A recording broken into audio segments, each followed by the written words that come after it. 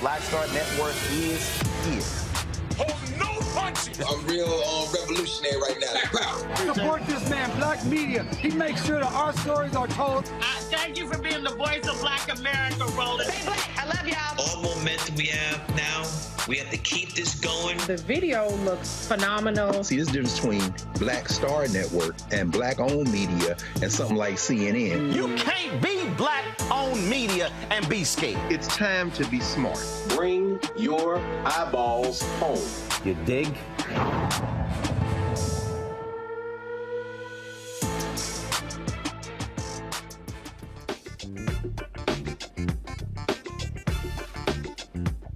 This is attorney Robert Patillo sitting in for Roland Martin on Roland Martin Unfiltered, streaming live on the Black Star Network. Roland is getting back to the studio. He will be with us tomorrow, but here's what we have coming up tonight. Florida Republicans are using new legislation that threatens Black fraternities and sororities by stopping college funding for any program or campus activity supporting diversity, equity, inclusion, or critical race theory. We will speak with the State Senator Shevrin Jones about his efforts to protect the Divine Nine in Florida. We have some good news out of Florida also. After serving 34 years of a 400-year sentence, a man is finally exonerated after a new probe finds he was wrongfully convicted. I'll talk with one of his attorneys from the Innocence Project of Florida, who helped the Broward County State's Attorney's Office free an innocent man. 7 Virginia sheriff deputies face second-degree murder charges for the death of a Black man held in a state mental hospital. We will tell you the emerging details of the harrowing trend in state mental hospitals. It's been a tumultuous day for the banking industry. We will speak with the president and CEO of the National Bankers Association about how the Silicon Valley Bank and the Signature Bank collapse could impact minority-owned banks. Finally, reading is an essential part of life, and one group has created a web-based reading support program to increase reading levels in children of all ages. We will speak with the creator of Reading Revolution Online about how they help children build reading skills and confidence using cultural identity development. It's time to bring the funk on Roland Martin Unfiltered, streaming live on the Black Star Network. He's got it. Whatever the miss, he's on it. Whatever it is, he's got the scoop, the fact, the find. And when it breaks, he's right on time and it's rolling. Best believe he's knowing. Putting it down from sports to news to politics. With entertainment just for kicks, he's rolling. It's on go, roll, y'all. It's Roland Martin, rolling with Roland now. He's funk, he's fresh, he's real, the best, you know he's Roland Martin now.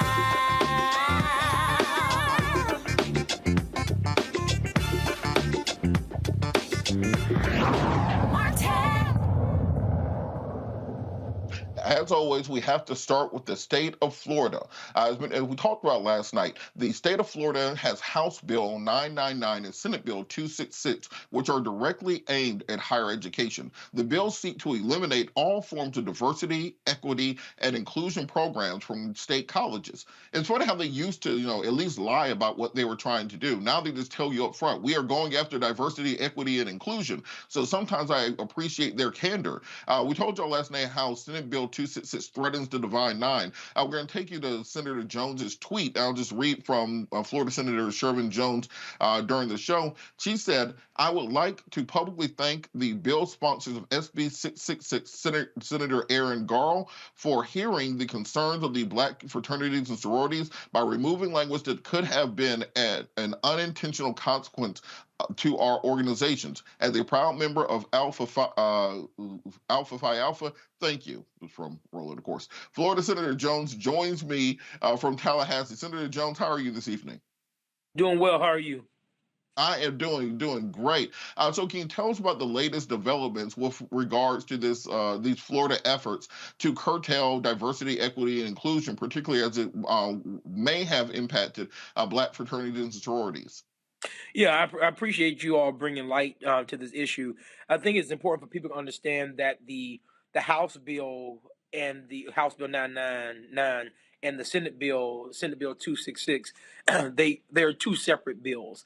You have the House bill that had language in it which was problematic because the bill specifically said that basically saying that any membership or organization that promotes, support, or maintain any program or campus activities that violate equity, inclusion, or that espouse anything dealing with diversity, equity, inclusion, or critical race theory can no longer receive funding from the state. A lot of our programs here, whether it's at Florida A&M, whether at UF, or any other schools that have Divine Nines, if they fell into this category who receive money through student activities and SGA, they would have the vagueness of that language could assume and get colleges and universities to begin to quote unquote defund D9 programs.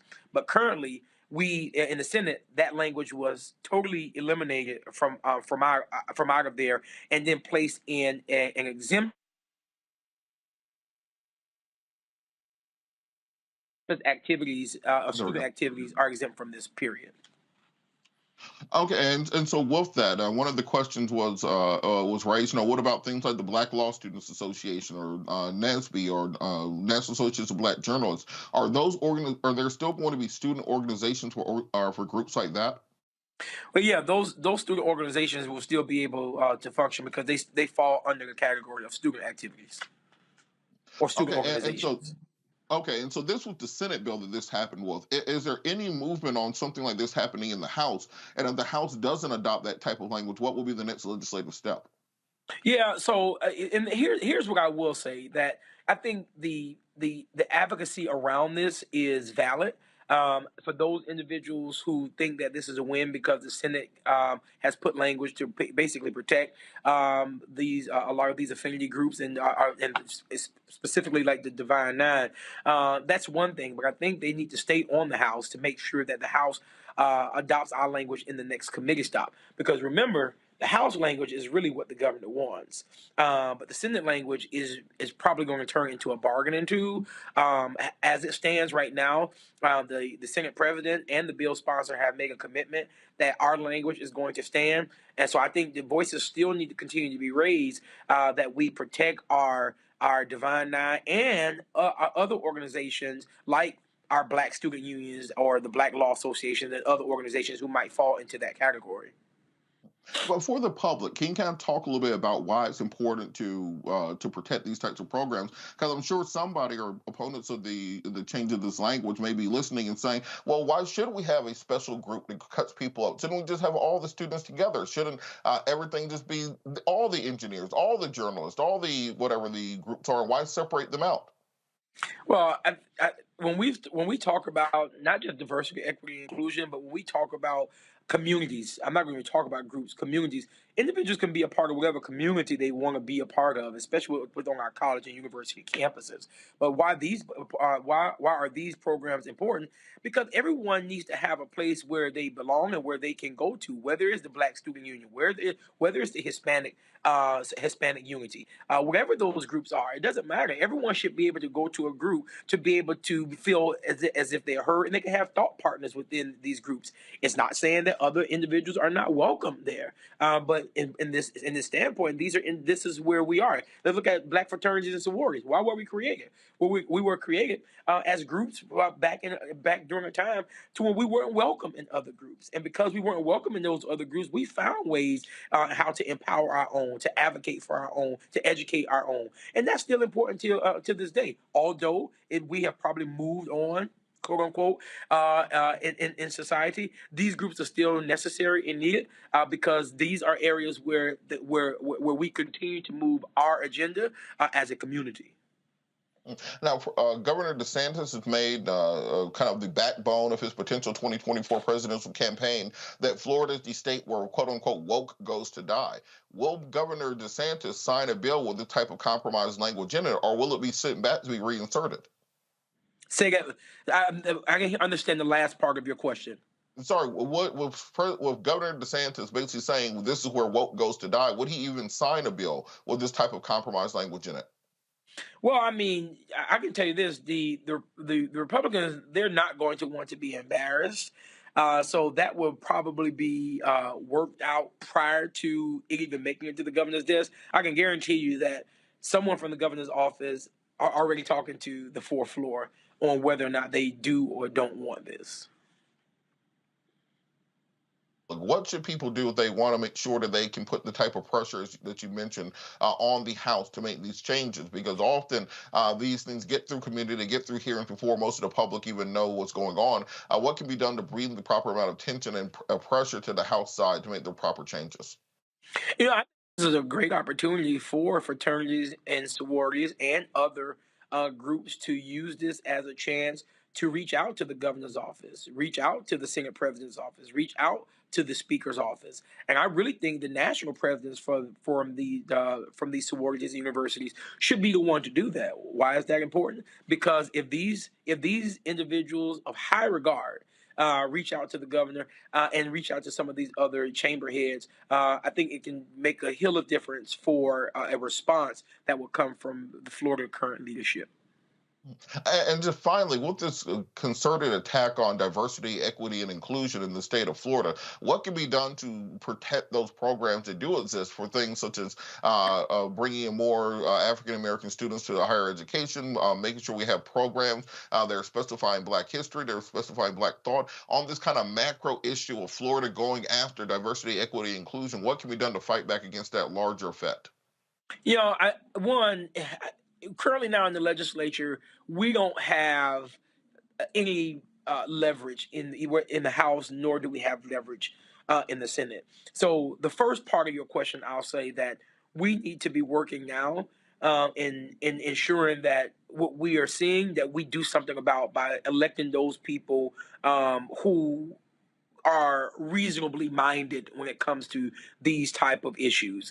We also want to point out that everyone has to realize where this conversation came from. And briefly, I'll tell you, we saw since 2018, after the death of George Floyd, this whole uprising of the elimination of DEI, which started with Donald Trump, because there was a Pew poll that was done and showed that over 61% of white men and women saw the word white privilege over and over again during that time. And individuals started implementing DEIs within corporations, within schools, and everything else. They didn't like that. And because they didn't like that, we are now, and we saw this whole uptick of removing DEI from federal programs, removing DEI from states. And that's where this continuation is happening. This is a power grab. This is nothing but a power grab. It has always been a power grab, and we will continue to see this until we, as a people across this country, stand up to let this know the DEI is not the boogeyman. Y'all are. Well, you know, Florida has always been the canary in the coal mine. So if things are happening in Florida, you best believe they're going to continue in the rest of the country. Thank you so much, Senator Jones, for joining us. Please keep us updated on any legislative developments there. Appreciate it. Thanks. We'll be back after the break. You're watching Roland Martin Unfiltered, streaming live on the Black Star Network. A lot of these corporations or people that are running stuff push Black people if they're doing a certain thing. What that does is it creates a butterfly effect of any young kid who, you know, wants to leave any situation they're in, and the only people they see are people that are doing this. So I gotta be a gangster, I gotta shoot, I gotta sell, I gotta do this in order to do it. And it just becomes a cycle. But when someone comes around and is making we don't, you know, they don't want to push it or put money into it. So that's definitely something I'm trying to fix too, is just show there's other avenues. You don't gotta be a rapper, you don't gotta be a ball player, you can be a country singer, you can be an opera singer, you can be a damn whatever, you know? Showing the different avenues, and that is possible, and it's hard for people to realize it's possible until someone does it.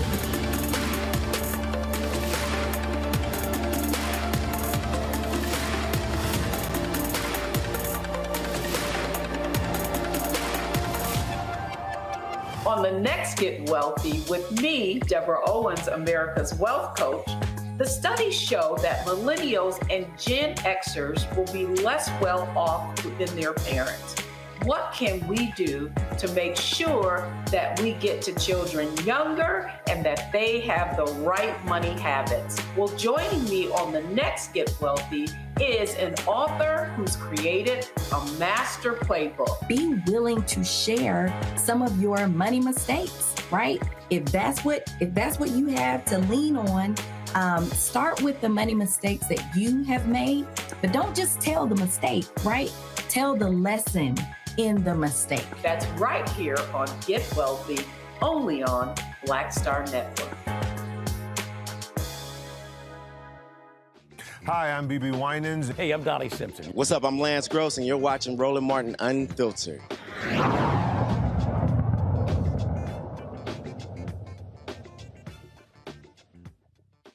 Welcome back. Of course, another Florida story. Another Florida bill has Republican lawmakers pushing for legislation to exempt the Confederate flag from a broad proposal to ban most flags from being flown outside of state government buildings in Florida. So what this is they want to ban the flying of Black Lives Matter flags, for example, or pride flags outside of governmental buildings. So they are passing laws that restrict the number and types of flags that can be flown. But now Florida Republicans want to make sure that if it's a Confederate flag, it gets to be flown right along with the other official flags. So Florida State Senator Jay Collins filed a new amendment to Senate Bill 668, which proposes the creation of a new section 256.045 in the Florida statutes, which will define the term governmental entity and restrict that only certain flags are displayed on public buildings and other public properties. The Confederate flag is among the 12 types of flags specifically exempted from the ban in the United States, one being the United States flag, the state of Florida flag, the flag of the United Nations, the POW/MIA flag, the flag of foreign nations, the flags that represent branches of the United States military and armed forces, the Florida National Guard, the Florida counties flags, Florida municipalities, public universities and colleges, the flag of the Olympics, and the flags indicating beach warnings are right now the only flags exempted from this new legislation. But if you want to fly the red, black, and green liberation flag, that will be illegal if this new bill is passed in Florida. The Florida Senate Committee on Governmental Oversight and Accountability recommends that the bill, if approved, take effect July 1st, 2023. We got to talk about this. Joining me now is our panel. We have A. Scott Bolden, former chair of the National Bar Association, Rebecca Carruthers, vice president of the Fair Election Centers, and Joe Richardson, civil rights attorney, to discuss all things Florida. Scott, I wanted to start with you, specifically on this bill, the diversity, equity, and inclusion ban in the state of Florida. What is with this Republican sudden attack, basically being honest about they're saying the quiet part out loud now, that we are going after and trying to stop diversity, equity, and inclusion. Even if we can carve out something for the Divine Nine and affinity groups, they're going after the meat of the subject of college admissions and scholarships, etc. Why are they saying the quiet part out loud now? What can we do to stop it? Because Governor DeSantis was just reelected by 20 points, and they feel empowered. The messaging on this coming out of Florida is just really incredible. It really is.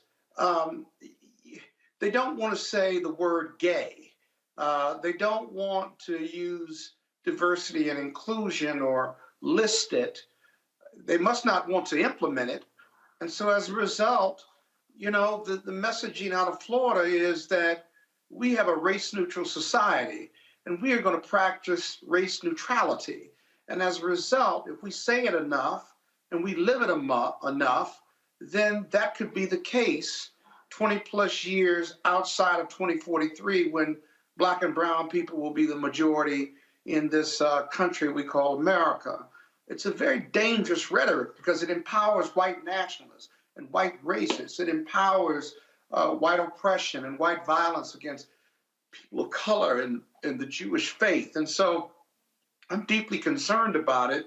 1 of 50 doesn't sound a lot, but as you say, this is going to spread to Texas and other more conservative red states. And then you're going to have a higher level of this civil war that many of us think we're in right now. We're battling ideas now.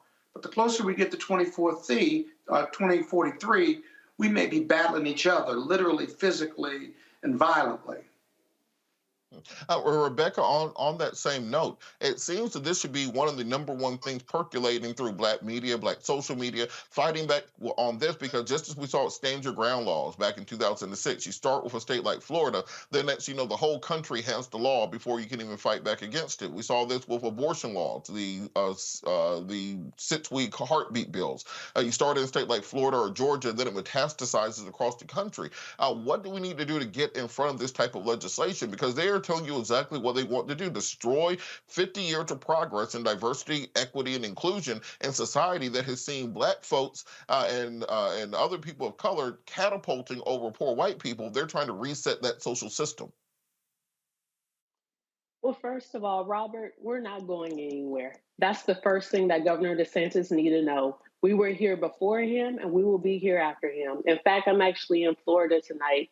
And one thing that I would say that, yes, as a member of the Divine Nine, I am a member of Alpha Kappa Alpha Sorority Incorporated. I am glad that Senator Jones is looking for ways to make sure that Divine Nine organizations aren't impacted by HB 999. However, that isn't enough. while it's great for us, it's not great for our overall community and other communities of color that's being unfairly targeted in Florida.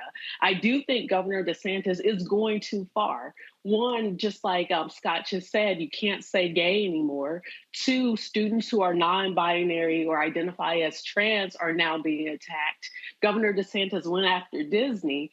So Governor DeSantis keeps doing these things, and he's going to go too far. Even seeing in the last couple of days that members of the GOP, like more of the hawkish types people are going after DeSantis because of some of his foreign policy stances that he's taking. I am hopeful that people in Florida will show up and vote these people out in 2024, because there's enough people who didn't vote in Florida who could vote and could completely change the trajectory of what's happening down here in Florida. Joe, kind of on that same note, there's always been this there's often this criticism that the Divine Nine, the Boule, the letter organizations, etc., separate themselves from the rest of the black community. That you have the kind of elite bourgeoisie blacks in one place, and they legislate for themselves, kind of leaving everyone else behind. By creating an exemption in the legislation that helps the Divine Nine and other affinity groups, but doesn't address the bigger issue of the destruction of diversity, equity, and inclusion, does that push kind of support and buttress that argument that they see themselves being separate from the masses? Well, boy, what's interesting is that actually, I think, at the risk of saying so, may become a bit of an in-house conversation, right? How we feel about each other, how we separate ourselves, whether you're talking about everything from organizations involved in or part of and not a part of, or light skin or dark skin or whatever that was. We're better off with the Divine Nine than without it, okay? And with them being able to have every strength that they can possibly have, including upward mobility in the way of scholarships, community involvement, government support related to that, institutional support related to that. So that's not going to be the problem right now. To your point, perhaps some people will use this moment as one to express the differences, to point out the differences and the areas. Okay, why do they get an exemption, but these organizations don't? Why are they so special? Some will think that, but that was not my first thought. And I would like to think, for anyone that wants black institutions to survive, things that were created from a survival standpoint for a reason to survive and a way to survive. I would like to think that the first thought would be we have to preserve those black institutions, not those alone, not those institutions or those organizations alone, but we certainly have to be with them. And then some of this other stuff that we may be talking about has to be in-house stuff that allows us, if we need to talk about whatever we need to talk about, so that we present a united front and can't be divided and conquered. And real quick on the issue of this flag exemption they're putting in place, Rebecca, I wanted to ask you about that. The idea that they want to list the Confederate flag alongside the United Nations flag and the flag of the state of Florida as being exempt from this new flag ban they have, but at the same time you're going to ban the Black Liberation flag and ban the Gay Black Pride flag and ban Black Lives Matter flags. How do they keep getting away with this level of just bold-faced white supremacy? Well, Governor DeSantis and his henchmen and henchwomen that's in the Florida State House and the Florida State Senate, what they're telling us is that they support treason. They support people who turned their back on this country, wanted to rip this country apart, didn't want this country to exist in any shape, semblance, or form. And they're saying that we support treason. So if they want to support treason, once again, I tell Florida voters, you have the opportunity to do something about this. I even tell Republicans in the Republican primary, you have an opportunity to choose better and not choose lesser. And so I'm telling voters there are enough Gen X, there's enough Gen Z, there's enough millennials to actually do something that changes this course, because we cannot go backwards. And if we go the way that Governor DeSantis wants us to do, we will be going backwards as a country. And that simply isn't good for us. And And Scott, on this same point, it seems that Democrats are running scared of DeSantis. You're seeing more and more attention being pushed on him when it comes to attacks, whether it's in late night comedy, whether it's on the rhetoric we hear on the Sunday shows, and so much so that it seems that they're almost supporting Trump over DeSantis, thinking that Trump's an easier candidate to beat. Why are people so afraid of DeSantis as a candidate for president? Because he's not Trump, and we don't know whether we can beat him. We know we can beat Trump for sure. And so whether it's the flag issue or these cultural issues, DeSantis is laying a foundation for his campaign that is going to harp on or tap on these cultural differences without the noise of Donald Trump. The Democrats need Trump, who's got 30 to 40% of the GOP, to feel comfortable that with Biden running again. No one's convinced that Biden can meet anyone but Trump, and that's the cards that are being played right now. And so, the culture war with regard to the Confederate flag, I must tell you, they lost that war, that civil war, and yet we continue to promote them as the rebel part of the country. But who celebrates a loser? Who celebrates a loser like Trump or the Confederate flag? And so DeSantis is dangerous because he comes without the noise. The Democrats haven't figured out a strategy in regard to how to beat him just yet. And we need to get to getting, as my grandmother used to say, about what that race would look like and who's best positioned to beat him. Because while he's behind Donald Trump, right, the GOP review or the research says that many of the folks who are undecided or not comfortable with Trump would go to DeSantis, and there are only a few others in the race right now. And so that's the power that DeSantis brings, the unknowing. Well, all I know is the last time Democrats started getting behind and hoping that Donald Trump will run in 2016, think he'd be easy to beat, he won. So be careful what you wish for. We'll be back after the break. Yeah, but he lost in 2020. That's kind of what I'm getting. Streaming live on the Black Star Network. We'll be back after the break. Hatred on the streets, a horrific scene, a white nationalist rally that descended into deadly violence. White people are losing their damn minds. As an angry pro-Trump mob storms the U.S. Capitol, we've seen shooting. We're about to see the rise of what I call white minority resistance. We have seen white folks in this country who simply cannot tolerate black folks voting. I think what we're seeing is the inevitable result of violent denial. This is part of American history. Every time that people of color have made progress, whether real or symbolic, there has been what Carol Anderson at Emory University calls white rage as a backlash. This is the rise of the Proud Boys and the Boogaloo Boys. America, there's going to be more of this. Here's all the Proud Boys, guys. This country is getting increasingly racist in its behaviors and its attitudes because of the fear of white people. The fear that they're taking our jobs, they're taking our resources, they're taking our women. This is white fear.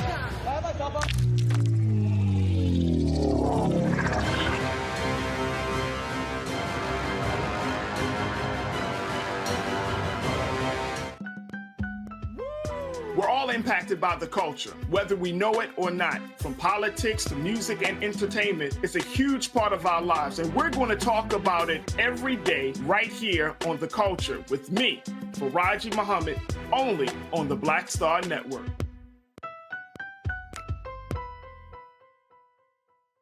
What's up, y'all? I'm Will Packer. Hello, I'm Bishop T.D. Jakes. What up, Lana Well, and you are watching Roland Martin Unfiltered.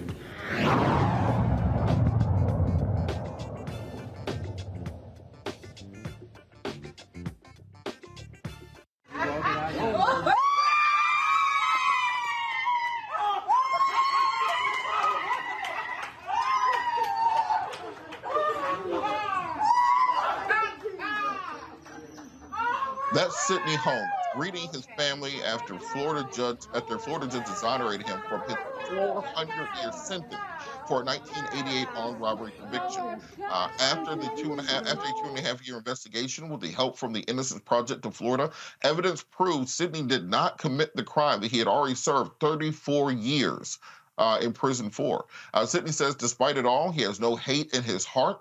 Joining me from Tallahassee, Florida, is Seth Millers, one of the attorneys for the Innocence Project of Florida, who helped Sidney gain his freedom. Attorney Miller, how are you doing this evening?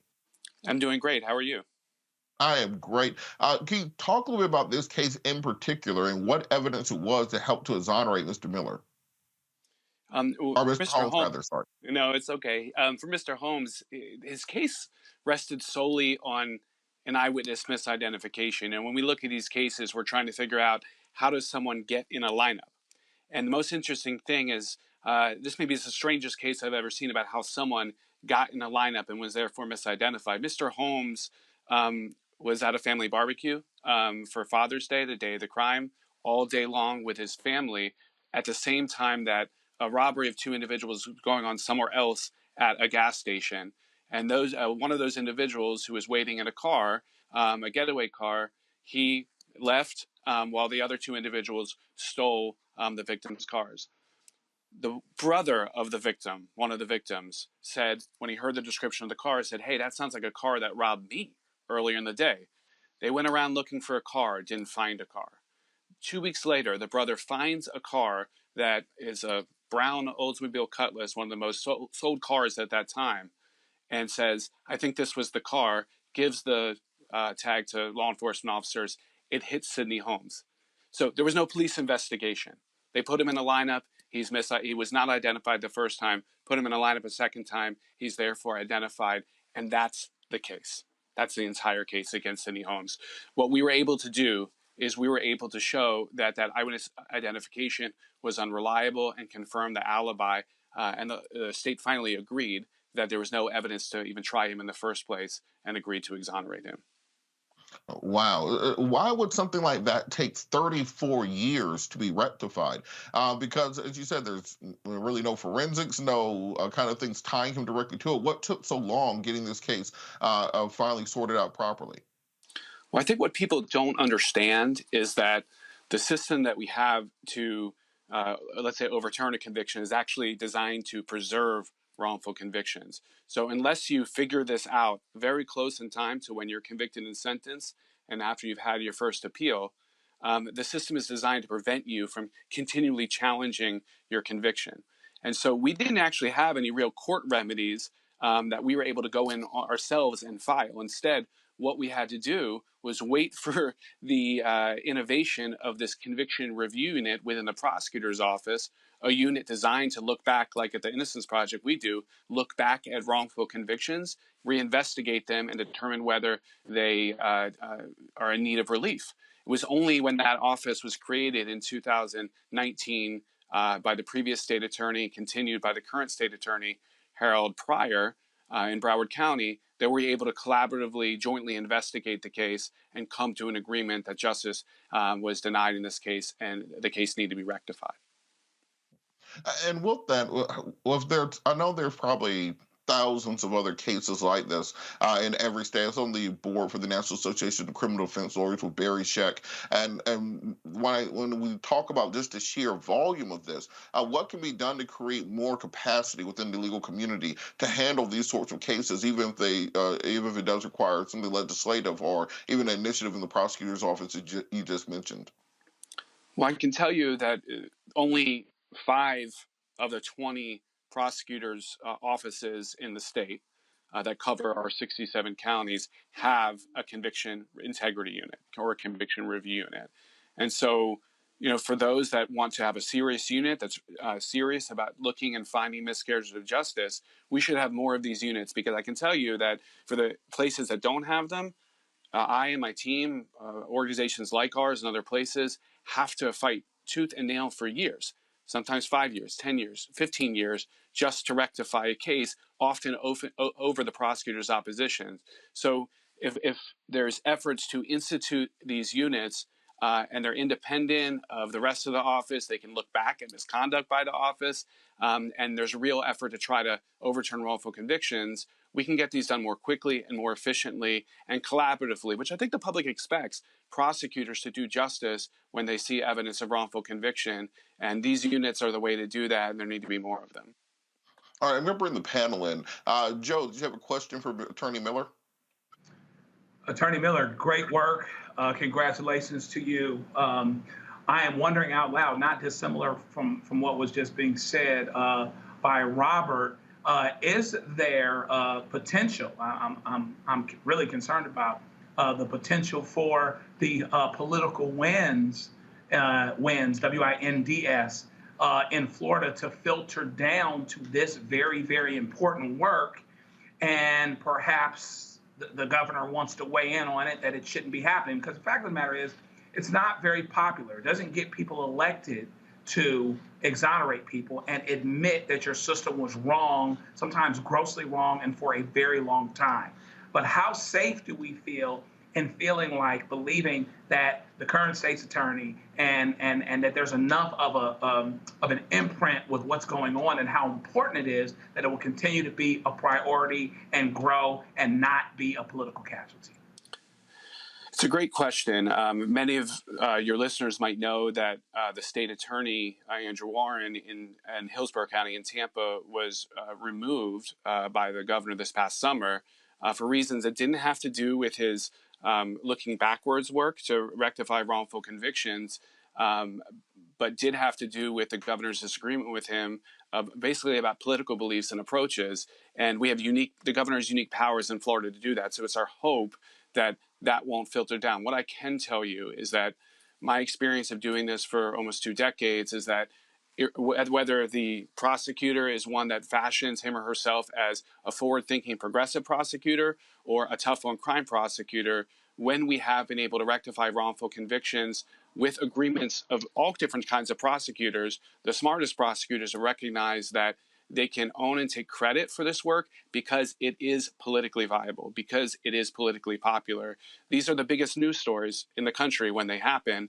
And when prosecutors can realize they can take ownership of that, it oftentimes redounds to their benefit. And that's kind of what we've been trying to talk about to folks, that this is good policy. And in many cases, good policy makes good politics.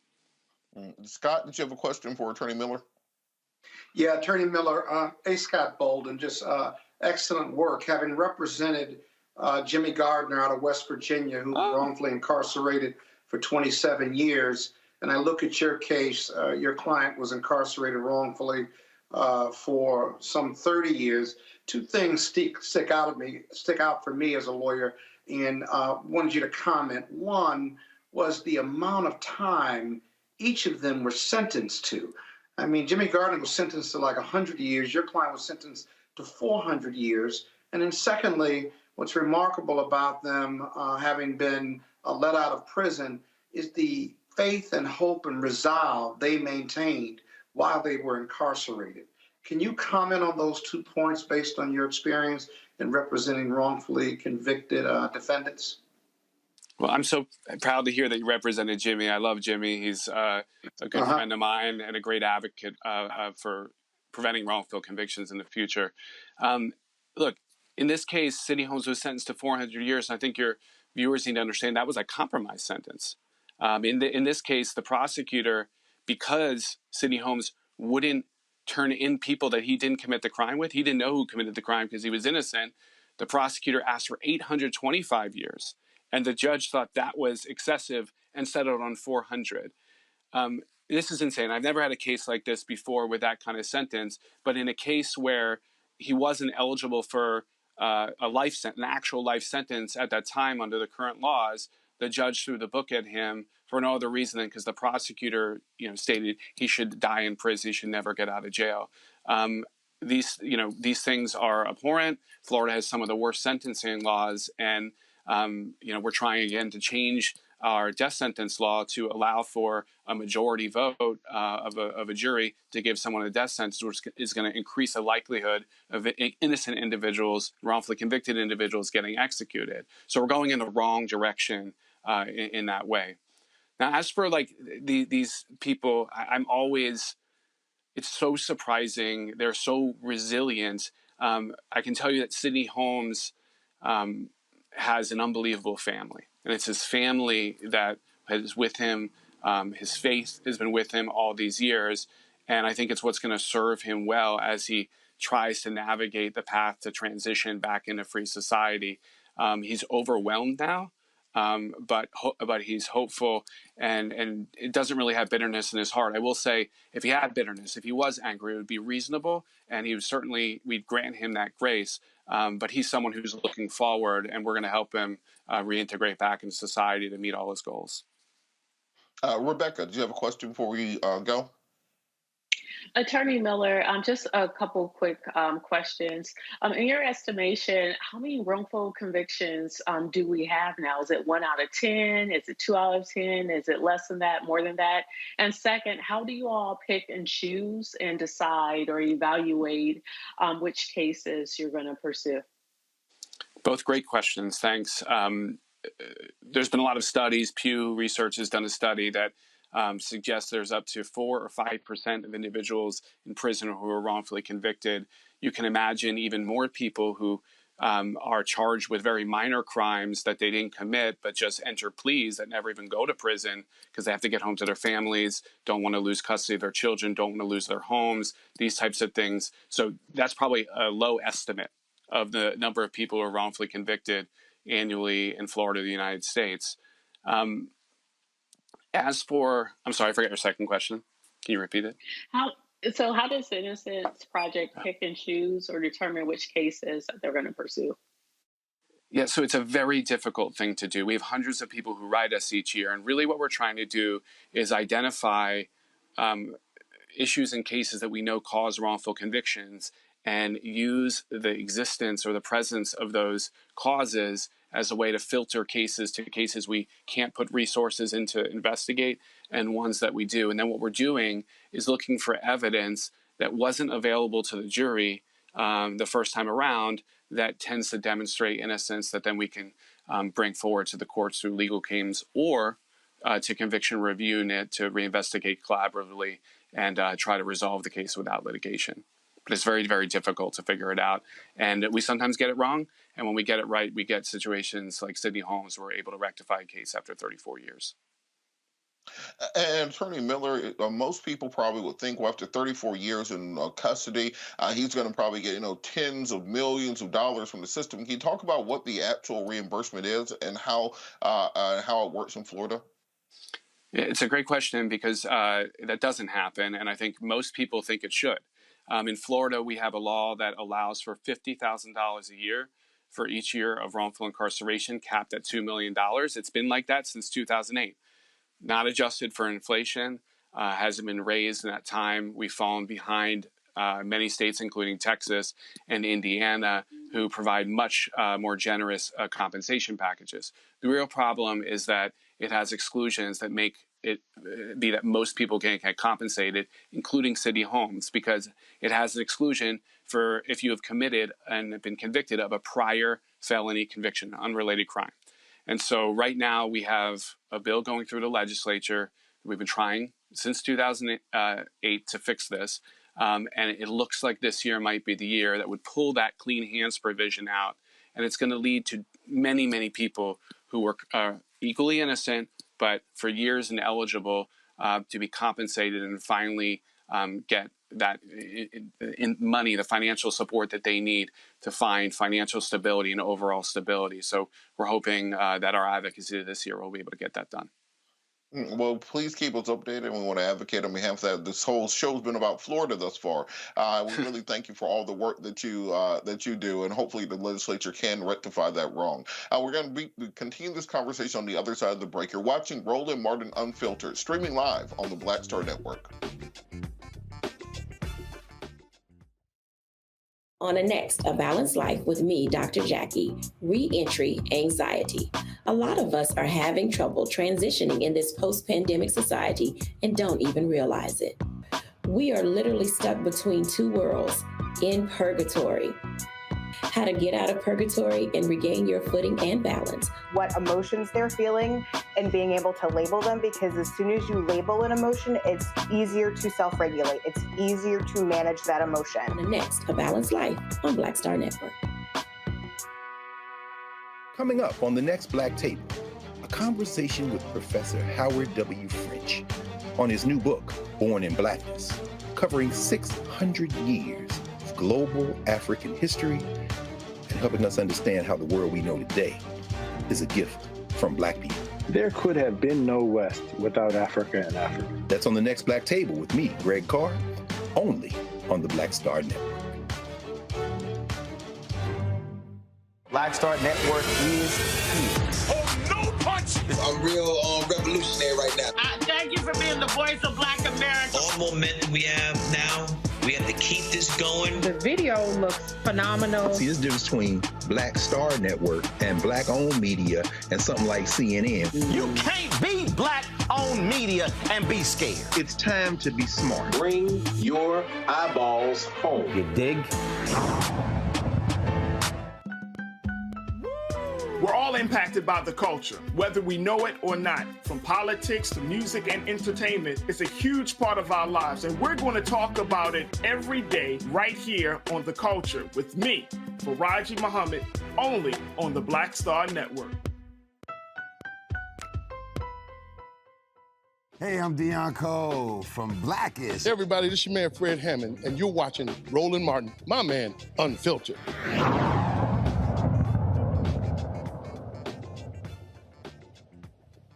Turning now to the state of Virginia, 7 Virginia sheriff's deputies face second-degree murder charges for the death of a Black man while held in a state mental hospital last week. Henrico County deputies Randy Joseph Bowers, Dwayne Allen Bramall, Jermaine LeVar Branch, Bradley Thomas Deese, Tabitha Renee Lever, Brandon Edwards Rogers, and Kaylin DeJour Sanders have been charged in connection with the death of Ervo Ontieno. During the intake process at the Virginia State Medical Hospital, deputies physically restrained the decedent who was smothered to death by the weight of 7 deputies on top of him. According to the police documents, Ervo was taken to Virginia State Central Hospital after being identified as a possible burglary suspect on March 3rd. He was then placed under an emergency custody order and taken to the local hospital. When he became physically combative with officers, then transported him to the County West Jail. But the County Sheriff's Office personnel took him in around 4 p.m. on March 6th and admitted him to the Virginia Central State Hospital. Virginia State Police have obtained a 12-minute-long security video, but there is no immediate plan to release the video to the public. All deputies are set to appear before the grand jury on March 21st at 9 a.m. Scott, I wanted to go to you first on this. We have these cases, and it seems that Black folks at every intersection that they have any contact with law enforcement, you risk death. How can something like this happen where someone is being taken into a mental facility? They know this person has issues. They know that this person may act out, and they still end up killing him while in custody. And they know that they're being videotaped. It's some incredible stuff, man. And it keeps happening over and over and over again in almost every part of the country. Robert, you do criminal defense work. Let's just think about this. The police clearly don't care. The police training matters, but I'm not going to let the government off the hook about that. The mental health issue is so huge, and he was in custody, being taken into a mental institution to get the help he wanted. The police didn't have to do anything but take him there. And then they suffocated him because he's having a mental episode. And the other thing that you get in this case and other cases is what's the rush with the police?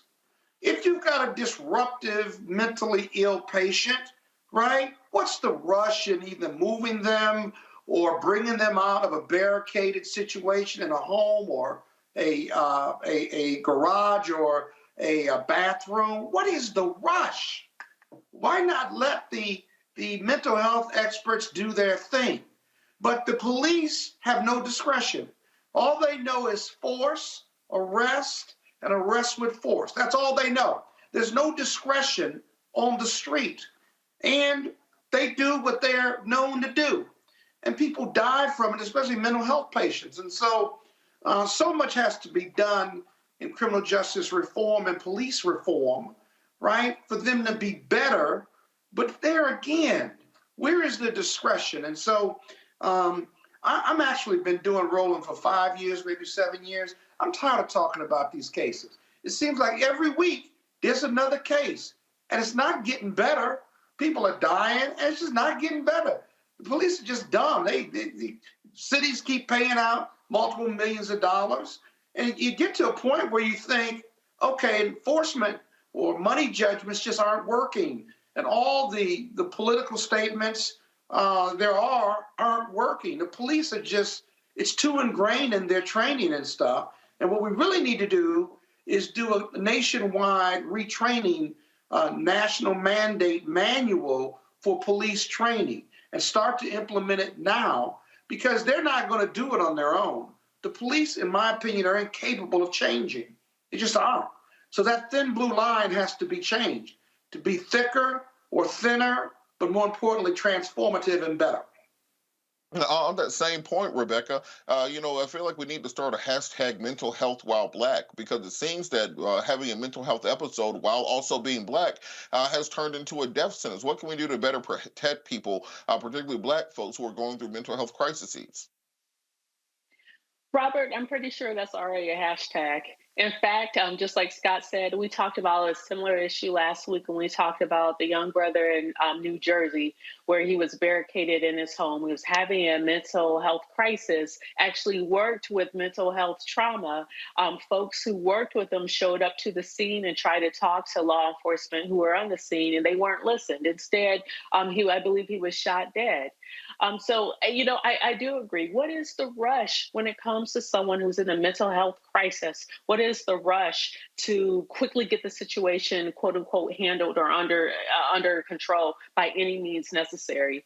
I don't even know that training is the issue here. I don't think law enforcement should be involved when there are mental health crises. I think there should be a mental health task force that we have alone. Like we have the national, I forgot what the national number is now for those who are in a mental health crisis, but police shouldn't be on the other side of that call. Instead, it should be trained people. We should put money into this country to invest to make sure that we have the proper number of mental health counselors and therapists and crisis folks to deal with what is an increasing population that have mental health needs. And Joe, kind of on that same point, what do we need to do legislatively or policy-wise to stop these things from happening? Because it's very difficult to get any traction on police reform on the national level. But as everyone has said, these stories happen on a weekly basis. We can literally fill up an entire 24-hour network with just cases of black folks being abused or beaten by law enforcement or killed by law enforcement. What should be the solution? Or what should at least be the road towards a solution? There's a wish list here. There's so many things that need to be done, but could we possibly agree, and I'm just throwing this out there, could it possibly become an initiative, become important? Okay, you feel a certain way about police brutality, right? But we all agree, well, at least most of us, that there is some such thing as having a mental health crisis and that it actually ought to be approached differently. So you do one of two things. You make police accountable to make that situation less likely from happening. And of course, there needs to be this discussion and action related to police not dealing with mental health issues. Or once someone is in a mental health box or in a mental health situation, that there are certain rules that are different than the ones that the police are used to being able to live by, survive by, etc., because you're under the guise of mental health. We have been talking a long time about this and, what can change and when it can change. And there's more discussion on mental health, and that's important. But should it really be that police should be in a mental health? There's no question that there's a mental health issue going on here. This guy is in a mental health place dealing with mental health issues. But if you bring police brutality into that, if you bring police culture into that, it should do two things. It should say, no, not here. That's thing one. Okay, but thing two, have this larger discussion about what belongs with police and what does not. But I think the consolation prize for now is to find some way for there to be accountability and different rules that hopefully lend to a different spirit and a different culture as it pertains to people that are being dealt with under the mental health care umbrella. And Scott, we were just on a conservative show a week or so ago, and the people on the other side of the aisle have a completely different view of these things. They say that there's a crime wave nationwide, and we need to be empowering officers to be more violent, to be more aggressive, to be more militaristic in order to put down and control many of these communities. How exactly can we get to a point of compromise where we on this side see a very clear situation where Black and brown people are murdered on a daily basis by law enforcement, but the folks on the other side see there being this crazed crime wave that they have to put down by any means necessary, and they're not willing to even come to the point of having a conversation, let alone a compromise. They want to add to the penalties too. They want to lock them up for longer. Washington, D.C. has one of the highest incarceration rates in the country, if not the highest, right? And we lock them up for a long time in Washington. And guess what? Like any other urban center, the crimes keep coming. We still got a crime wave.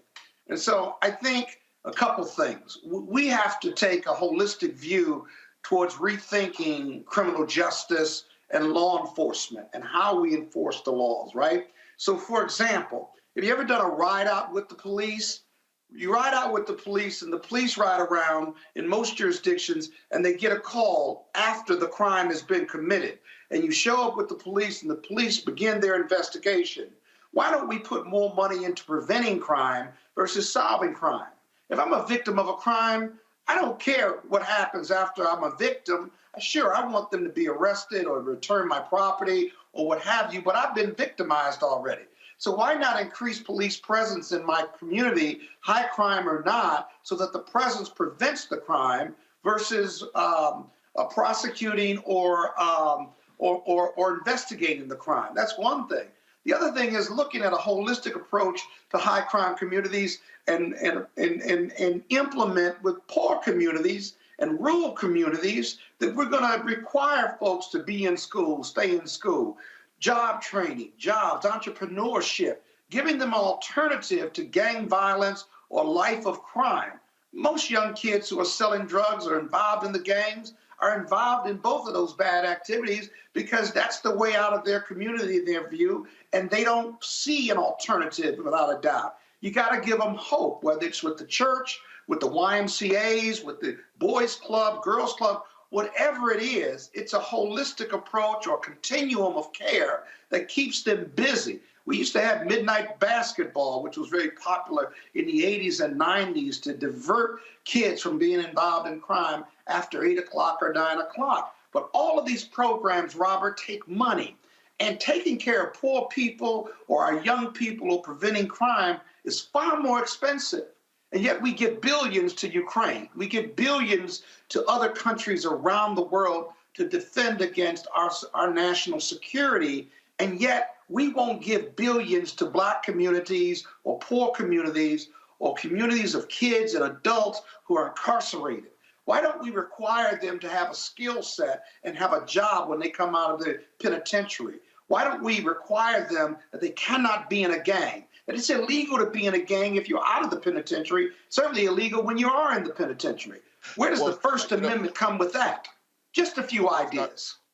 Scott, on that point, whenever I have conversations with some of our conservative friends and they say, well, what about Black on Black crime? I say, well, what about reparations? If you want to cut Black on Black crime, check for reparations. It will all sort itself out. We're going to keep this conversation going on the other side of the break. You're watching Roland Martin Unfiltered, streaming live on the Black Star Network. And make sure you get these streaming numbers up. We got to get our likes up. We got to get our shares. We got to get our subscribes up. Come on, show Roland you're proud.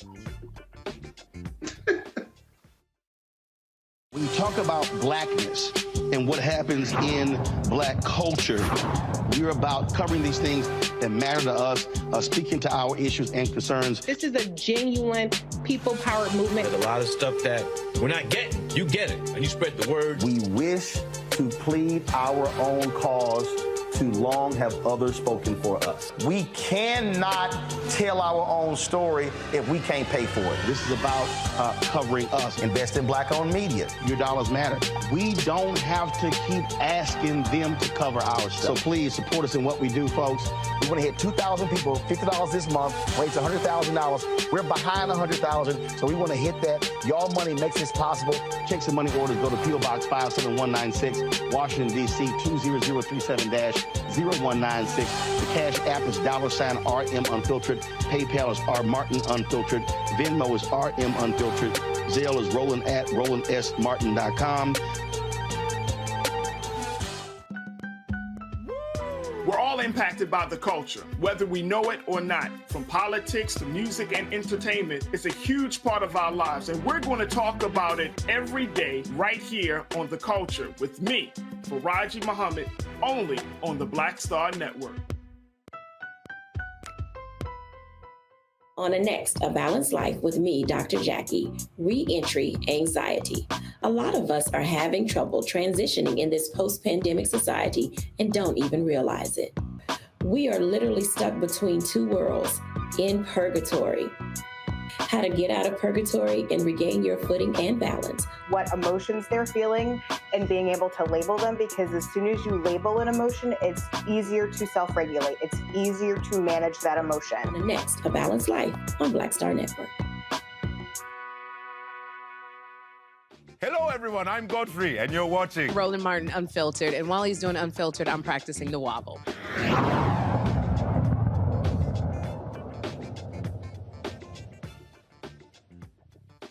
Last week, we saw the second largest bank collapse in United States history with the collapse of Silicon Valley Bank, the largest that we've seen since the 2008 financial collapse. That was followed up Monday by the collapse of the third largest bank collapse in U.S. history, the collapse of Signature Bank, as a result of this kind of run on banks that we've seen recently. We've also seen the collapse of Seagate Bank, as well as markets overseas working hard to try to shore up this process. We saw the UK branch of Silicon Valley Bank be bought by HSBC, as well as the Indian government stepping in to reassure startups there that their deposits would be secured.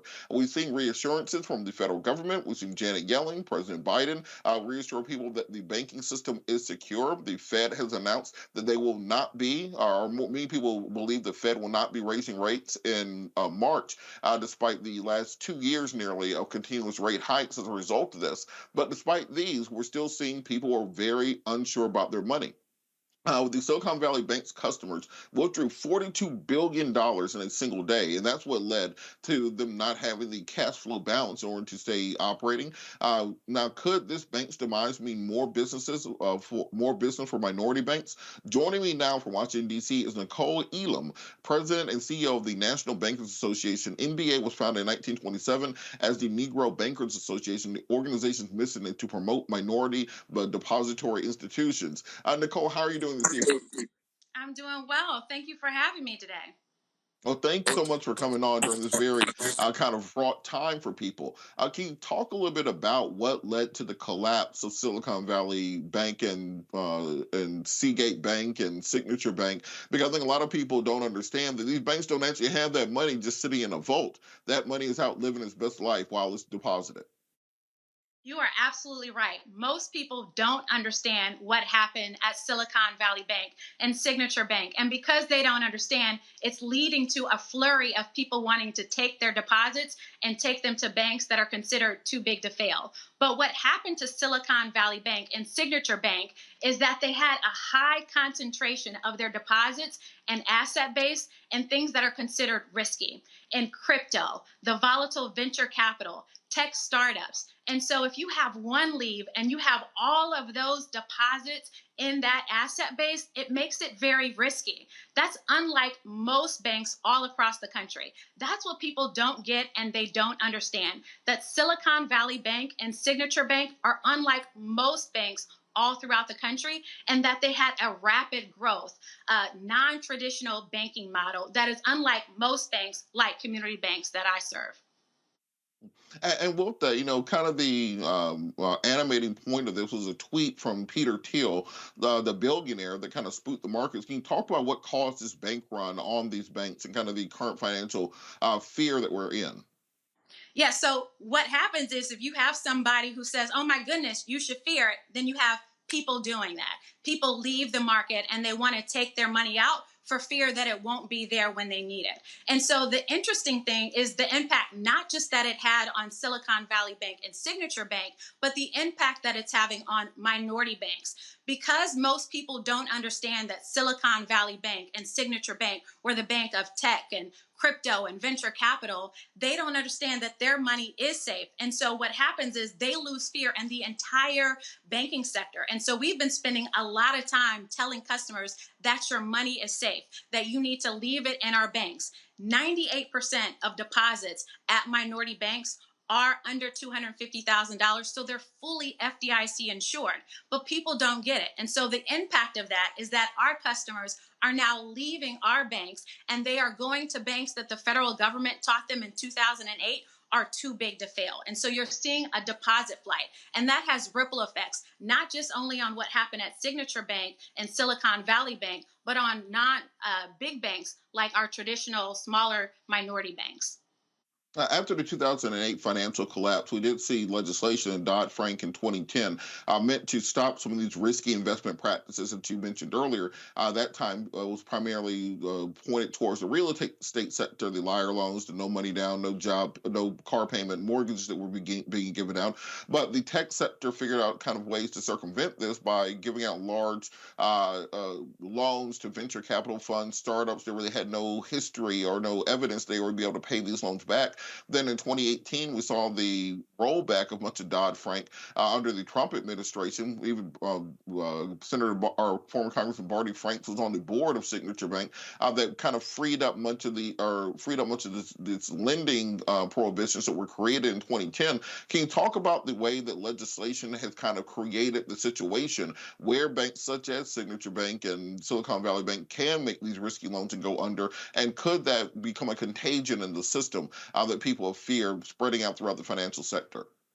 You know, that is a great question. But the interesting thing is that this wasn't a case where you necessarily had loopholes and it was a loophole that led to the crash. The reality of it is that banks have to go through stress tests. And the fact that this is a bank that grew 315% in 2 years and 60% of its assets were in treasuries that everybody else was saying you need to do something different with, that in and of itself should have been something that would have been alarming and should have triggered a stress test. So what tends to happen when you have these type of big major events is that people's first reaction is, oh my gosh, we need new legislation, we need new regulations, and we need to overcorrect. But this isn't a case actually that you need new legislation and regulations. What you actually need to do is implement what was already in place.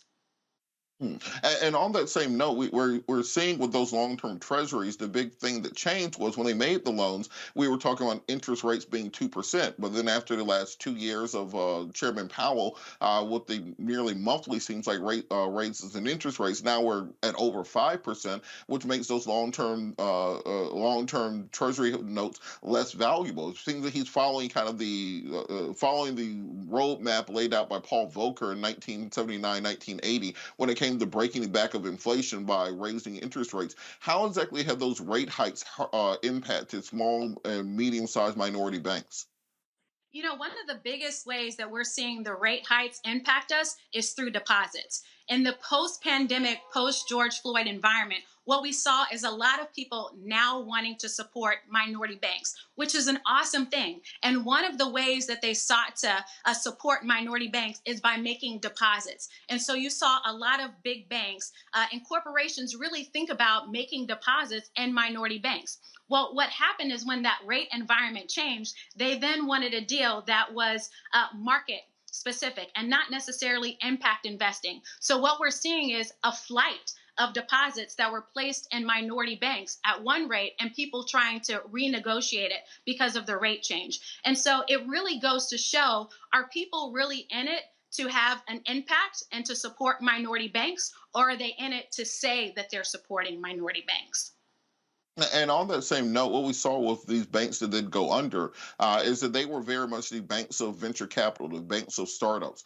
Black and minority businesses often don't have access to, angel investors that are going to come in to help get your business or your app started, or access to some of these loans that were considered risky. What role do small and medium-sized Black banks play in kind of filling that gap between those risky investments that something like the Silicon Valley would make versus people not having access to the funds to grow their businesses and really bring their ideas to fruition? Yeah, so our banks really focus on small businesses that are sitting in and serving our communities. Those are the businesses that we are investing in, and we are making sure that they have access to capital. When it comes to larger tech startups that, as you said, are riskier, there are banks that do that. And so what we do is we partner with venture capital companies that are supporting those banks, and we really want to focus on particularly entrepreneurs of color, those tech startups. And so we partner with those venture capital companies to ensure that those small businesses that are in the tech industry have the capital that they need to survive and thrive. But those types of investments are very different than perhaps the traditional community bank lending that you see happen on a local level. And just kind of finally, we saw that in the wake of the collapses on Friday and Monday of Silicon Valley Bank, Signature Bank, Seagate Bank, that I think there were 12 plus banks that they had to stop trading in the stock exchange because they had lost, 70+% of their value. For nervous investors or people who are thinking about pulling their money out of traditional banks and putting them into crypto or putting them into hard assets like gold and rare earth elements, etc., how can they be sure, or how can they know if their bank is in danger of going under? Talk to your bank, right? The reality of it is that our bank is not a bank that is going under, right? Most of the accounts, deposit accounts that are at our banks are under $250,000, so they are fully federally insured by the FDIC. And for those accounts that are over $250,000, there are a number of tools that are in place to maximize FDIC insurance. They're called reciprocal deposit agreements, where banks have agreements with one another for amounts that are over $250,000, so they are secure. So what I would say is that our banks are probably more safe than any of the other things that you are seeing out there. So keep your money at a local community bank. These are the ones that have been sitting in and serving your community. We have a long-standing track record for over a century of proving that we are reliable, we are here to stay, we are well capitalized, and we are full of liquidity. So we are here ready to lend, and your money is safe. All right, and real quick before we go, where can people find more information about those small and mid-sized Black-owned banks and community banks? Nationalbankers.org is the place to go to find out more information about minority-owned and operated banks. Well, thank you so much for all the information. I've been encouraging people on the radio all week, learn more about the banking system, because the CEO of Silicon Valley Bank cashed out $3.5 million 2 weeks before they went out of business. The executives at Silicon Valley Bank gave themselves bonuses Friday morning, paid out by Silicon Valley Bank, deposited it in the bank. Then when the bank went under, now that gets picked up by the federal government. So the FDIC pays them back their money. Learn the way that money works. It helps you out. Thank you so much for joining us. You're watching Roland Martin Unfiltered, streaming live on the Black Star Network. We'll be back after the break.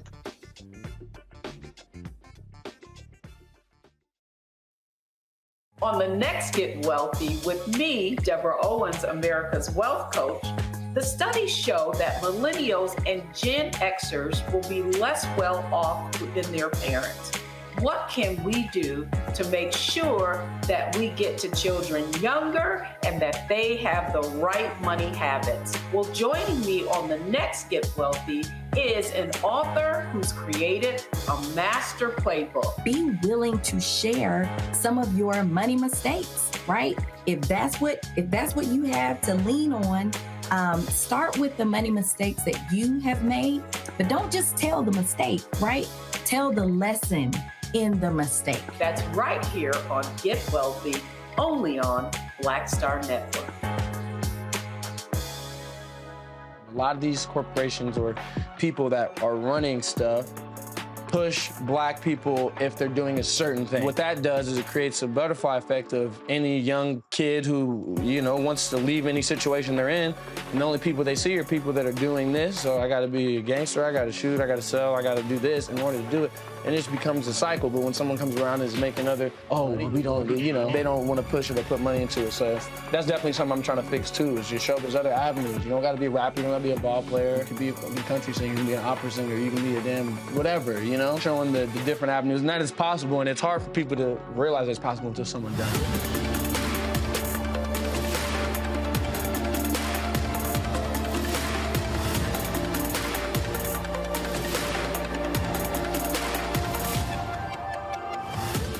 Hi, everybody. This is Jonathan Nelson. Hi, this is Cheryl Lee Ralph, and you are watching Roland Martin, Unfiltered.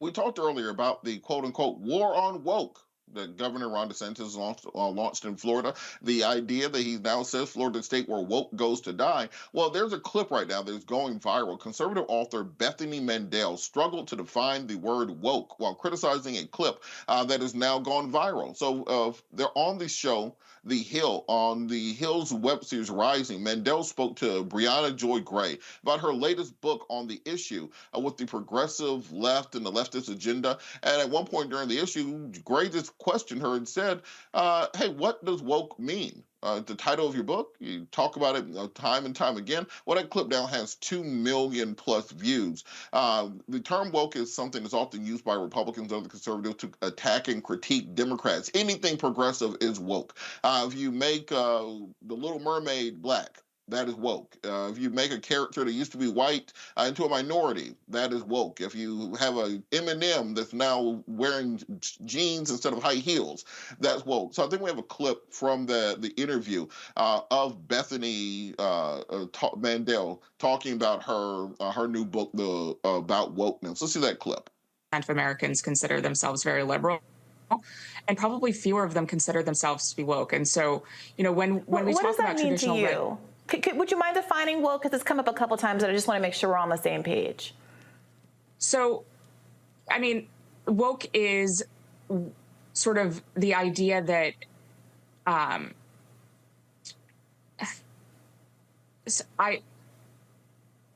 this is going to be one of those moments that goes viral. Woke is something that's very hard to define, and we've spent an entire chapter defining it.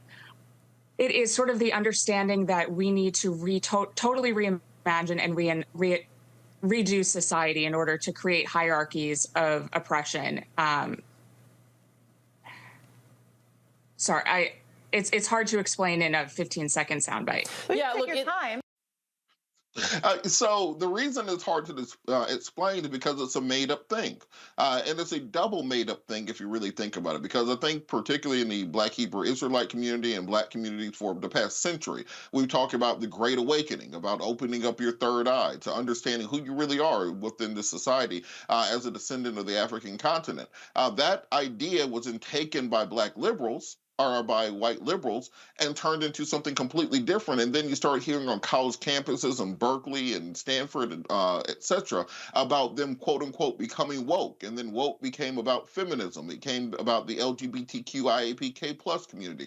Wokeness turned into a conversation about intersex and about feminism, et cetera. And so then conservative took what white liberals said woke was, and then they perverted it for their own purposes also, saying that now woke was diversity, equity, and inclusion. Woke was anything besides the traditional white American values. Anything besides John Wayne and Ronald Reagan on horseback was considered wokeness. If we had a black couple in a commercial, now that's woke. The military wants to have a new policy that allows people to have gender identification. That is woke. So now we've gone so far from the actual origins of the word and the actual concept and definition of what it started out being, that we've turned it into something that can no longer be explained or defined. It is now this amorphous term that Republicans simply use to badge and to brand anything they dislike. Meanwhile, they actually got down to some of the roots where the thing came from. They would have an entirely different view of things. I think it's time we start hold them accountable. Next time Ron DeSantis or any politician or person in cable news says they have a criticism what woke and wokeism is, ask them to define it. See if they can tell you exactly what it is. They cannot, because they do not want to say out loud, I am against black people having equal rights. That's what they mean by woke. I'm against women having a place in society outside of what it was 100 years ago. That's what they consider woke. I don't believe that people should have the right and autonomy to challenge white supremacy. That's what they mean when they say anti-woke. So don't let them get away with it. Don't let them change what you have defined. You make them come to your definition. You don't go to theirs. Going to the panel, Rebecca, what does it say when you have these folks out here, like this author, whatever her name was, I won't give her any more publicity, who write entire books, who build an entire career on fighting against quote unquote wokeness, but he can't even tell you exactly what it is? Well, she has an entire chapter where she defined it, right? That's what she just told us in this clip. I mean, this is a classic example of someone trying to use AAVE and not understanding what it means. So I would tell a lot of white people out there, including some of my white friends, if you don't know what the word means, don't use it. Don't try to be funny. I mean, bottom line is, like, it's ridiculous. And I would even say, like, you went back further with explaining where woke came from. And I would say most of the people who are talking about it now, they're just referring to in the last 3 years when they saw on Twitter when Black folks were using the hashtag stay woke. And so they thought it was funny. They thought it was a term they wanted to use and spin against what folks were activated around George Floyd. They're trying to be funny. I mean, it's whatever. And Joe, on that same note, you know who I blame for this?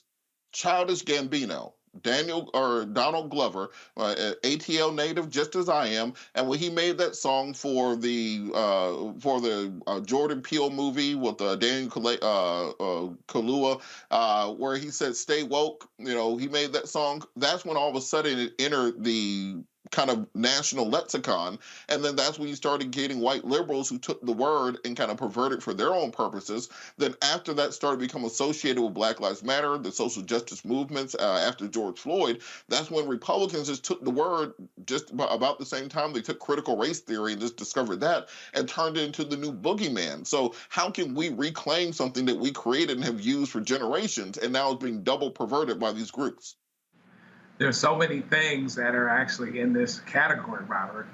If you go to Merriam-Webster's, I actually don't mind the definition. I love that you give us the full history of it, but the definition in Merriam-Webster's is aware of and actively attentive to important societal facts and issues, including those surrounding racial and social justice. If somebody says, stay woke, stay attentive, stay aware of important societal facts, FACTS, and issues, including racial justice, I can live with that. There's a larger story, for sure. There's more to be told, like so many things that are out here. We can go to music, we can go to pyramids, we can go to a whole lot of stuff that started with us and became perverted. So I think thing one is, knowledge is key. We're penalized for what we don't know, so we need to know that history. Robert, I had to make sure my daughter has the whole story. She can give us the Merriam-Webster's just like I can, but going back all the way to the beginning and what that means for us now, we have to take a hold of that and define that. And it's time for another show. You said what you said. Maybe you weren't kidding, or maybe half jokingly, but there's a lot of stuff that gets out here, man, at the top of the radio because of hip hop and hip hop culture, where it's being used for that purpose, but it's not Public Enemy.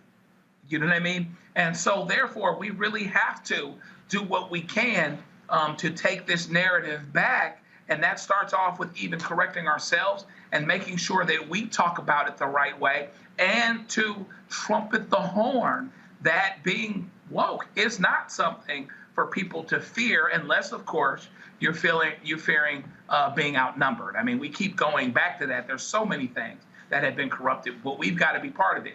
If they're not going to fix this for us, okay? So we have to be on the front lines in terms of making sure that it's defined properly and understanding what it means. But it's amazing that this woman wrote a whole chapter on it and couldn't explain it in 10 or 15 seconds, with quiet and no distraction. That just lets you know what we're dealing with. And Scott, the amazing thing to me that these people have to understand is white people can't be woke. The entire idea is that through prayer and meditation, you can stimulate and open your pineal gland to open up your third eye and to truly understand your position within the five-sided dimension of the positioning of the Asiatic Black man going back 100,000 years to the creation of society. But they don't want to talk about that. They've turned this now into their own little term that they can say, well, the green M&M doesn't have a purse anymore, so that's being woke. How do we continue to allow our culture, our history, our society to be co-opted and then fed back to us where we're repeating their definition instead of learning what our own definition is? No, I don't think they're repeating it back to us. They're just using their own definition. I mean, listen, wokeness is not a bad word. Wokeness is a consciousness about freedom, justice, and equality in all aspects of American society as we continue to form a more perfect union. White America doesn't want to form a more perfect union. It's been perfect for them over 400 years, from slavery to civil rights, from Jim Crow to George Floyd, right? Make America great again is their form of wokeness. We don't have to be sensitive to black, brown, and yellow people or physically challenged people or queer people. They want a life that is simpler and caters to white America, rooted in white privilege and the celebration of white privilege, right? So that's their definition of wokeness. We know our definition of wokeness is rooted in civil rights justice, freedom, justice, and equality, criminal justice, gun control, right? Civil rights, abortion rights, right? Gay rights, and all the things that would make America truly a country rooted in equality. That's what you tell white people when they start criticizing a woke culture. You don't want that freedom, justice, and equality that the Constitution and the preamble promises America. You want it to stay the way it is. And so I don't think they've taken it from us. They've redefined it for their own purpose. So we need to keep our definition. And in these debates with them, we define it. Lastly, my third grade teacher, Sister Ruth, at St. Mary's Sacred Heart Catholic Church in Joliet, Illinois, used to say to me all the time, if you can't say it, you don't know it. So in English class, if I couldn't say it, then I didn't know what I was talking about. And she's absolutely right. This woman wrote a chapter. Maybe she didn't even write it, actually. Maybe she had a mental block, but it's so embarrassing to criticize a woke culture but not be able to define it. Just really, really a bad moment for her, but it shows you the air and the lack of depth and substance on how they have politicized one of our core principles of wokeness. Look, I will just tell these folks who call wokeness in vain, be careful what you wish for. You don't want to really get black folks looking up and learning things, because once you have 10 million Asiatic black men becoming awakening, or having their awakening and becoming truly woke. Ask the French people what happened down in Haiti the last time that happened. Ask the folks at the Stono Rebellion what happens when black people truly awake and become woke. You might not want to play with things you don't really understand. You're watching Roland Martin Unfiltered, streaming live on the Black Star Network. We can keep this conversation going on the other side of the break. We will be right back. Coming up on the next Black Table, a conversation with Professor Howard W. French on his new book, Born in Blackness, covering 600 years of global African history and helping us understand how the world we know today is a gift from Black people. There could have been no West without Africa and Africa. That's on the next Black Table with me, Greg Carr, only on the Black Star Network.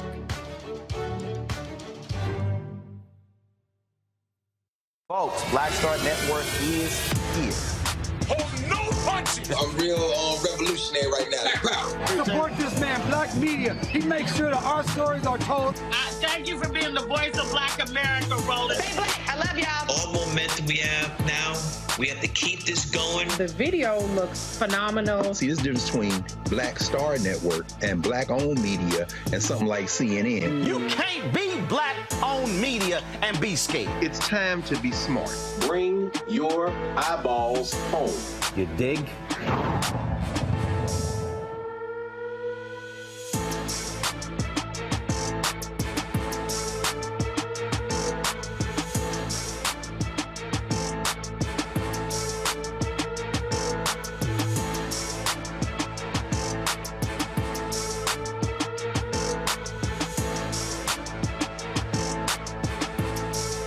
A lot of these corporations or people that are running stuff push black people if they're doing a certain thing. What that does is it creates a butterfly effect of any young kid who, wants to leave any situation they're in, and the only people they see are people that are doing this. So I gotta be a gangster, I gotta shoot, I gotta sell, I gotta do this in order to do it.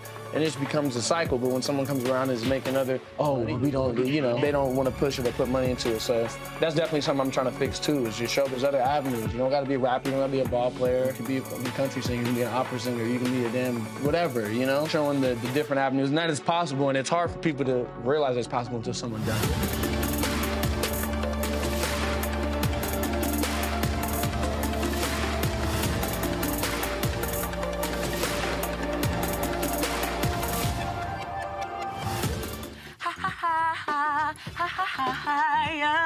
Hey, I'm Antonique Smith. What up, Lana Well, and you are watching Roland Martin Unfiltered.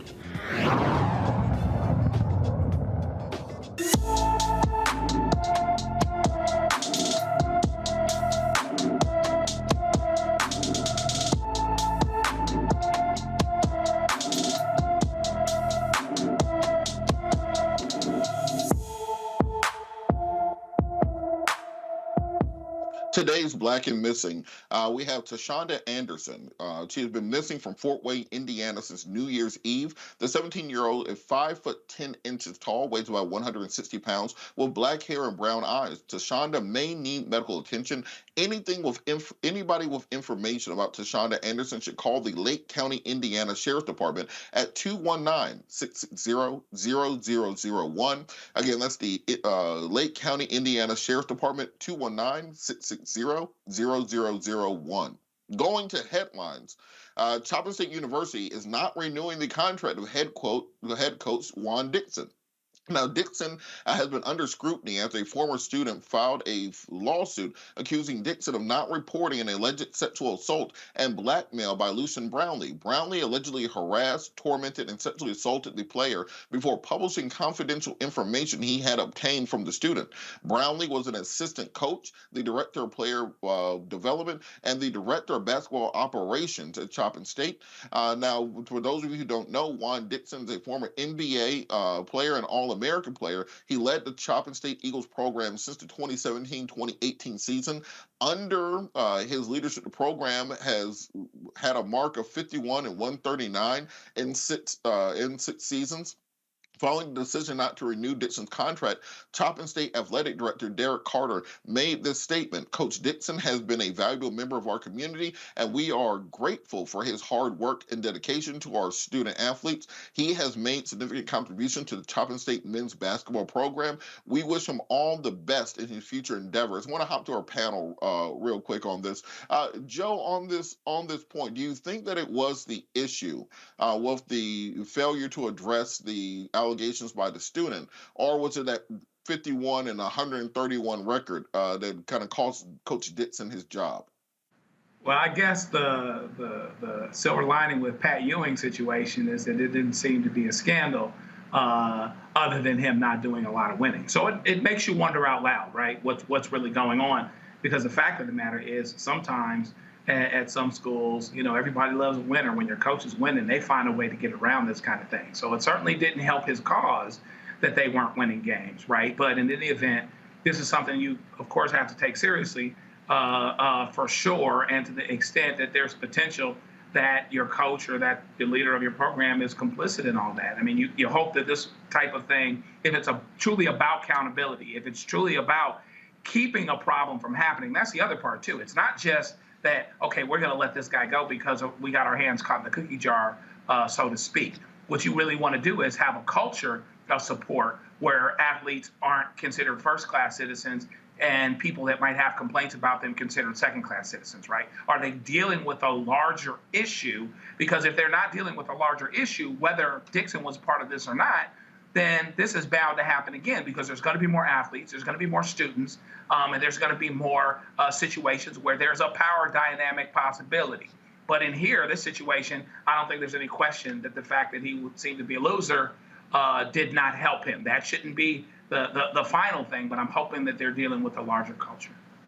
And Rebecca, on that same point, there seems to be a culture in college sports where as long as the coach is winning, they will forgive their players DUIs, domestic violence cases, pretty much any activity. But the minute that you're not bringing those wins home, all of a sudden you have to be held accountable. What can we do to shift this culture in college sports and athletics where they will hold players accountable for activities, or in this case, an assistant coach, for activities they do, particularly against women on campuses?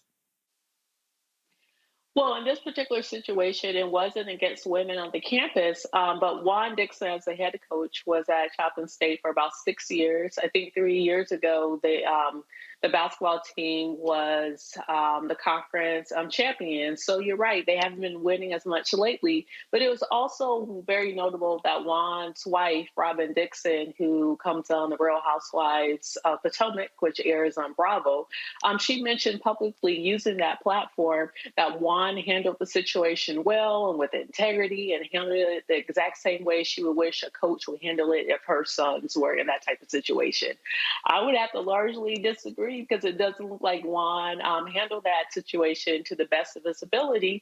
And on top of that, we're in a country that values winning. And when you start to lose, and all of a sudden those scandals start to stink a bit more. And Scott, kind of on that point, we've seen scandals at University of Alabama basketball with one of the players there, his involvement with what led to being a shooting, and a young lady lost her life. We have the case of UGA with the football player who's going to be a high draft pick who was street racing while drunk with somebody, and it resulted in the loss of life of one of his teammates and another young lady in that case. How can we get out of this place where it seems that we protect and kind of condone this bad behavior instead of really trying to root it out and making sure we're producing not just great athletes, but great young men also? I don't think we're protecting it or burying it. I guess those are the cases that we don't hear about. I guess they may have been protected. But in both of the cases with Jalen Carter and the other basketball player from Alabama, those are pretty high-profile matters. The ball player hasn't been charged, although he may be an unindicted co-conspirator, or he may be a key material witness in that case. I think with the endorsements that come now with college athletes, they can get paid. With it, comes great responsibility and additional oversight. Remember, these kids are between the ages of 18 and 22. They're going to do some things wrong. They're immature, immensely talented, maybe even super bright, scholarly athletes. But they're going to do bad things, because you do bad things when you're immature or you have peer pressure, right? So the supervision piece, in my opinion, is really, really important. Parents send their kids to college. You turn your kids over to college, whether it's University of Alabama or Morehouse College, right? And you expect proper supervision and to protect them. But kids are going to do bad things and stupid things. Hopefully not so bad where they can't recover from it. But I think it takes school officials, parents, the community, and even alumni, despite the excellence of these student athletes, to put your arms around them, to supervise them, and to lead them in a way that they're going to accept your leadership and choose to do the right thing. Whether they're an athlete or not, you hope you instill the values in these kids, your own kids, right? So that they make the right decision when you're not around.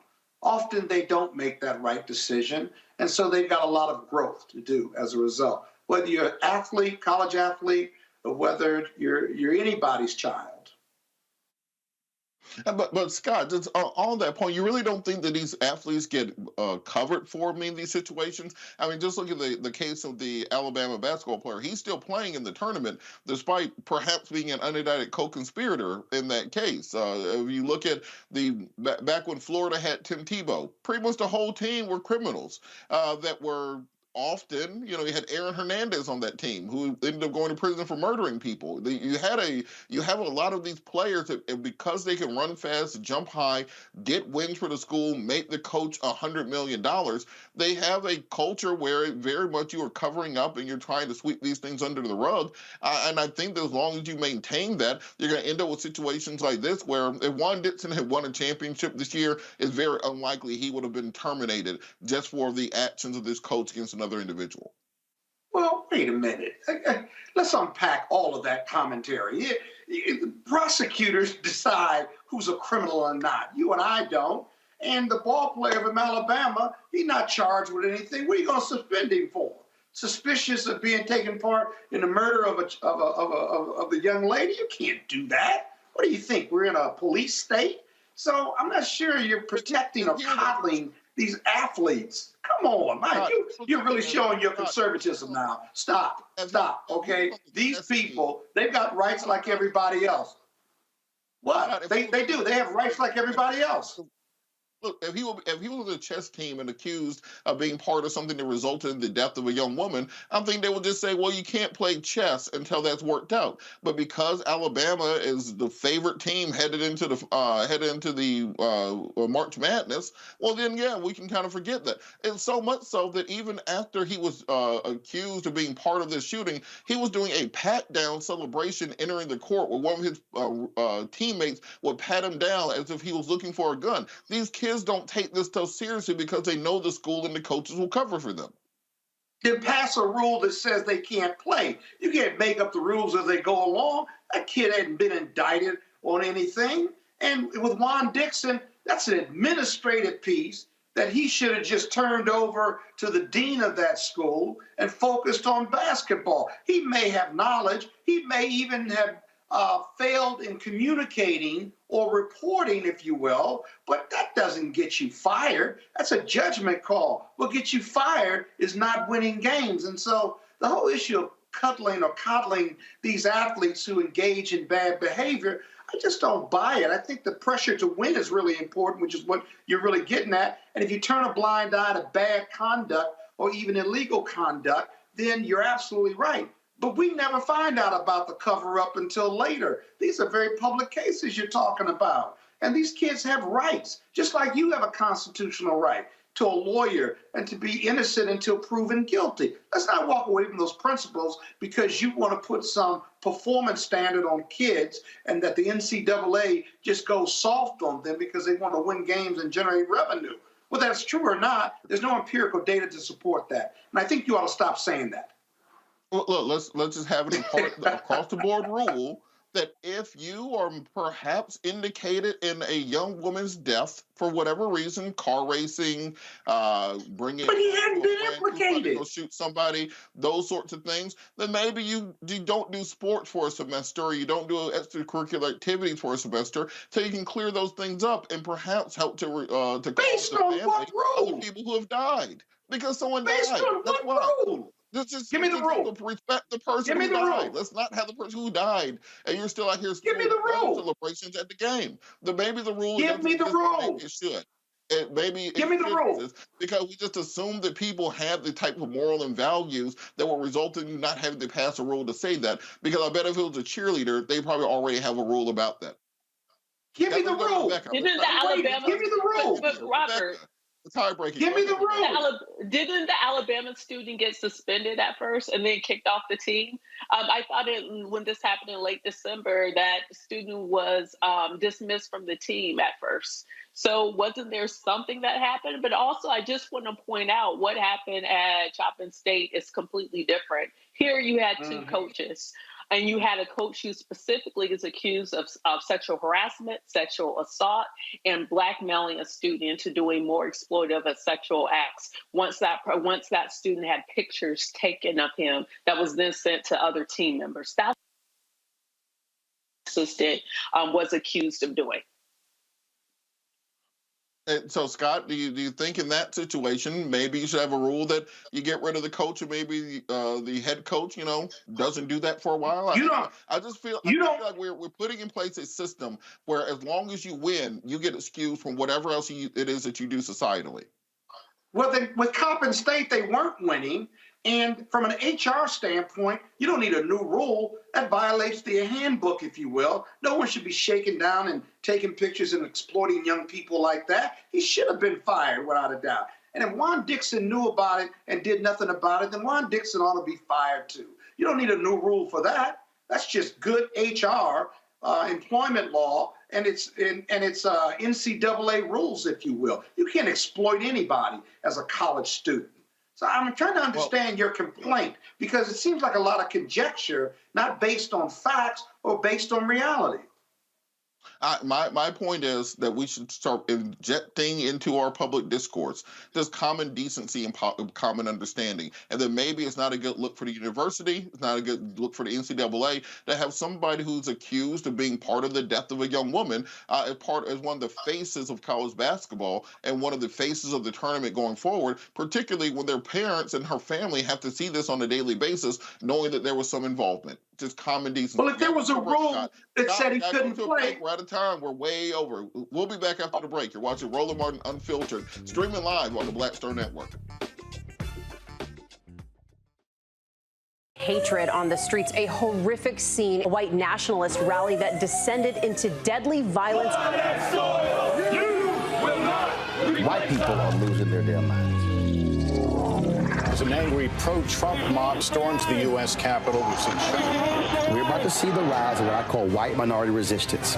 We have seen white folks in this country who simply cannot tolerate black folks voting. I think what we're seeing is the inevitable result of violent denial. This is part of American history. Every time that people of color have made progress, whether real or symbolic, there has been what Carol Anderson at Emory University calls white rage as a backlash. This is the rise of the Proud Boys and the Boogaloo Boys. America, there's going to be more of this. Here's all the Proud Boys, guys. This country is getting increasingly racist in its behaviors and its attitudes because of the fear of white people. The fear that they're taking our jobs, they're taking our resources, they're taking our women. This is white fear.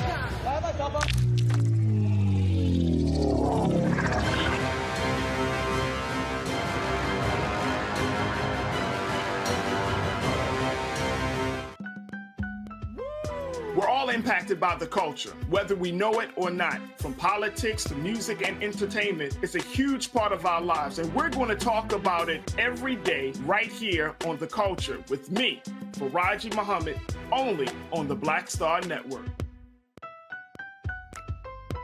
Pull up a chair, take your seat at the Black Table with me, Dr. Greg Carr, here on the Black Star Network. Every week, we'll take a deeper dive into the world we're living in. Join the conversation only on the Black Star Network. What's going on? This is Tobias Trevelyan. Hey, I'm Amber Stevens-West. Yo, what up, y'all? This is Jay Ellis, and you're watching Roland Martin Unfiltered.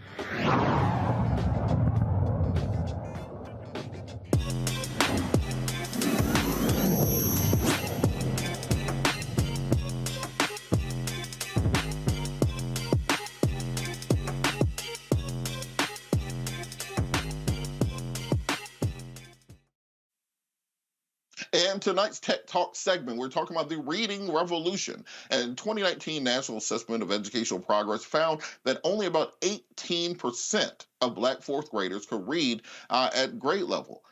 Additionally, 15% of eighth graders were found to be proficient at reading. And we all know that after the pandemic, after Zoom school and a couple years of social distancing and isolation, those scores have dropped by as much as 3%. Because of this, the creators of the web-based reading support program, Reading Revolution Online, have created a program that helps children build reading skills, confidence, and cultural identity development by equipping them for success in school and life. Chike Achua, the creator of Reading Revolution Online, joins me from Atlanta, Georgia. Chike, how are you doing this evening? I am blessed. How are you today? I am outstanding. So talk a little bit about what led you to the development of this product of this program, because we see so many children. We've all heard the statistics saying that they decide where to build jails and prisons at based on third grade reading score. What really inspired you to develop a program to help young Black students read?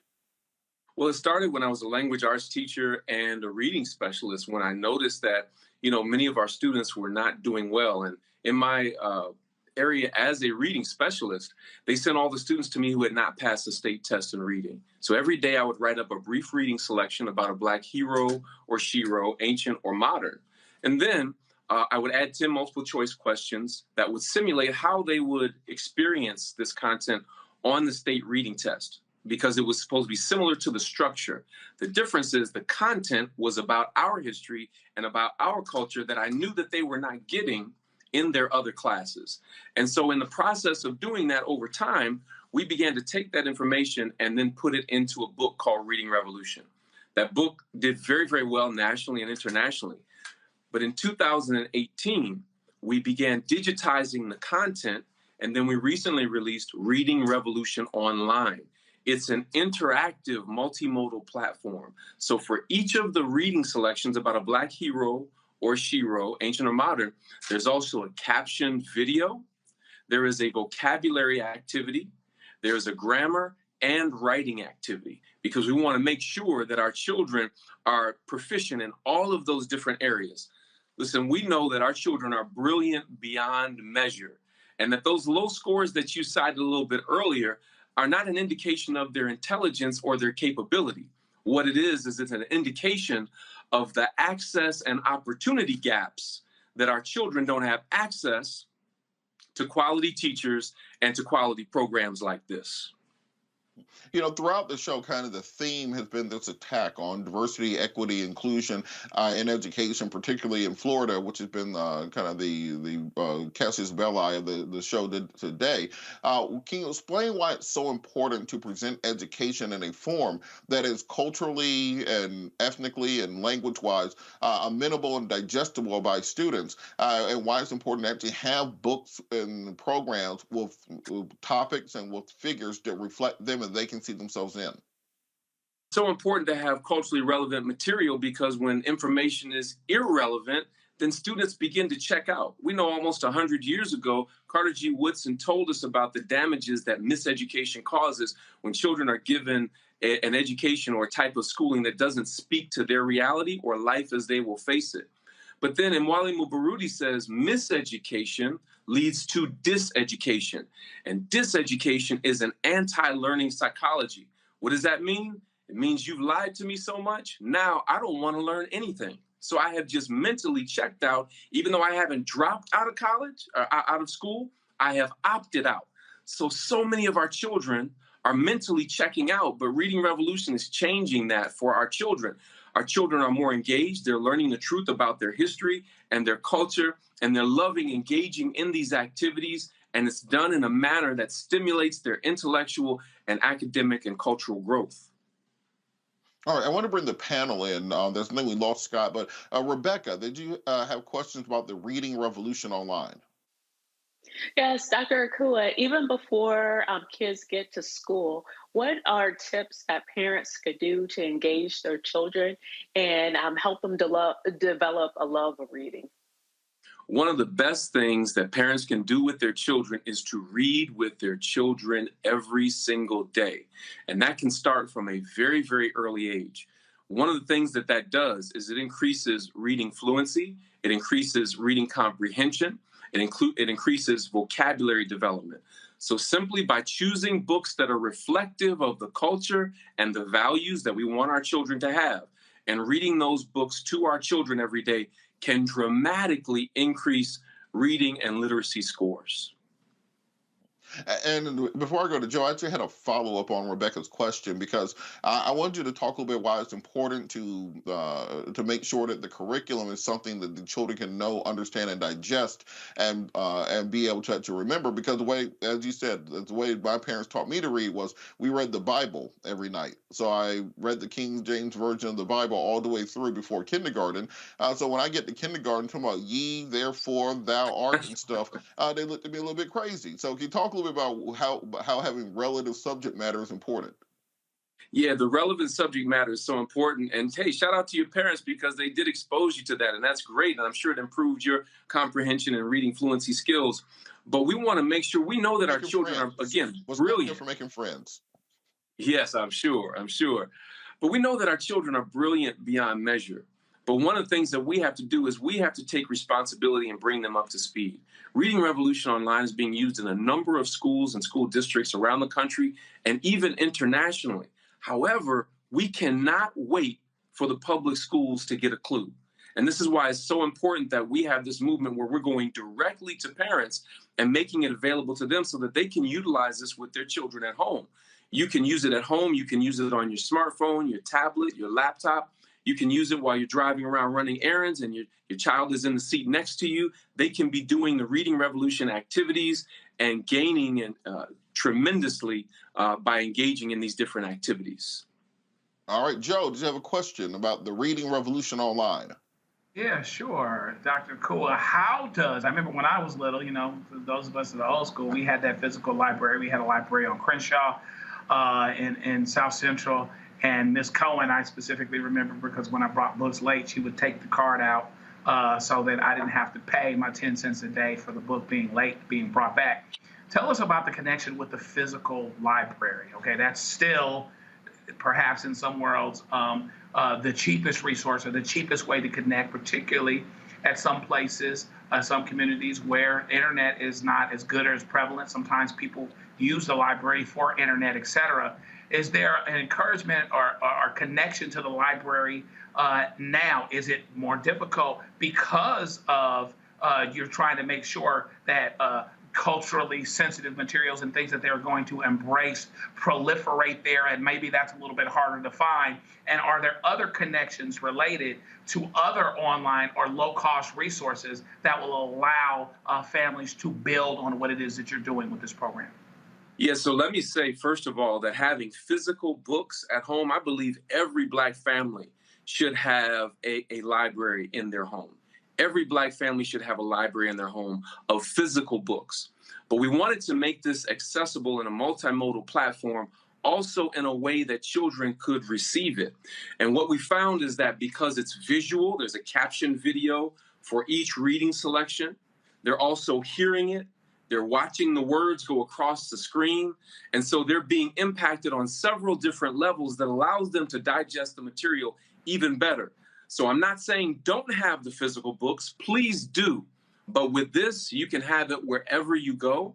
In addition, it tracks your child's progress across 90 different reading selections and 4 activities for each of those 90 reading selections, all in an interactive platform that parents can log into. And so that's why we highly recommend it. In about a minute, can you tell us just kind of the nuts and bolts of how this program works and how kind of it differentiates from many of the other things on the market? Sure. One of the things that differentiate it, first of all, is the cultural content. One of the challenges that we're facing is that, our children are exposed to a culturally irrelevant curriculum. Even in the few places and spaces where African Americans are mentioned, it's not an authentic representation of our culture. In addition, when our history or culture is talked about, they start us at our lowest point in slavery, or they'll start us in civil rights. And while those periods of time are very, very important, our history and our culture is so much more than just slavery or civil rights. You don't start a people's story at their lowest point. And so that's why we've taken it all the way back to Africa to make that African cultural connection so that people understand why we're called African Americans and that we have a rich tradition that's worthy to be respected. But we have to be the first people to respect it. And we have to do, as our ancestors said, we have to gain knowledge of self. And in gaining that knowledge of self, I think we'll see our students begin to pull their pants up. I think we'll see them begin to press towards excellence. I think we'll see them take their schooling and their education a lot more seriously. In addition to that, they will treat their peers differently because of the values and the character traits of resilience and self-determination and faith and unity that are embedded and woven into every selection in the Reading Revolution online curriculum. And so that's one of the things that distinguishes this from any other resources. We've had educational leaders and principals say, Dr. Akua, this is exactly what I was looking for, and I didn't even realize it. My students were engaged at a higher level, but here's the other thing. Teachers and leaders are telling us, I'm learning new things about African-American history and culture that I didn't know. So parents, as well as teachers and leaders, love Reading Revolution Online because many of them didn't get these lessons coming through school. So it's a win-win-win situation across the board. Well, we want to thank you for everything that you are working on. Please keep us updated. I think it's an outstanding resource that I really wish I had when I was a child. Thank you, Dr. Chua, for everything that you're doing. That's the show. One last thing, can I add? Go ahead. Can I add one last thing? for those that go to Reading Revolution, for those that go to readingrevolution.org, if you click on parents, we have a special that we've made available for Roland Martin Unfiltered. When you go to readingrevolution.org, click on parents and put in the coupon code READ, R-E-A-D, and you will get a special discount. If you pay upfront the whole thing, just put that in, you get a special discount. If you want to pay monthly, put READ, M-O, M-O standing for monthly, and then you'll get a special discount. And that discount is tantamount to really paying $1 a day. And I have to ask, is your child's future and academic success worth $1 a day? If it is, all right, well, thank you. Go to readingrevolution.org. All right, thank you so much, Dr. Chu. I got to thank our panel for joining us today. Thank Roland for letting me sit in for me. He'll be back tomorrow. Thanks to Control Room for making all this work. And as I say, the end of every show in words, Gil Scott here, no matter the consequences, it fears to grip your senses. You got to hold on to your dreams. Hold on to your dreams, America. Folks, Black Star Network is here. Hold no punches. I'm real revolutionary right now. Support this man, Black Media. He makes sure that our stories are told. Thank you for being the voice of Black America, Roland. Stay black. I love y'all. All momentum we have now, we have to keep this going. The video looks phenomenal. See, this difference between Black Star Network and Black-owned media and something like CNN. You can't be Black-owned media and be scared. It's time to be smart. Bring your eyeballs home. You dig? Pull up a chair, take your seat at the Black Table with me, Dr. Greg Carr, here on the Black Star Network. Every week, we'll take a deeper dive into the world we're living in. Join the conversation only on the Black Star Network. Hi, I'm Dr. Jackie Hood Martin, and I have a question for you. Ever feel as if your life is teetering and the weight and pressure of the world is consistently on your shoulders? Well, let me tell you, living a balanced life isn't easy. Join me each Tuesday on Black Star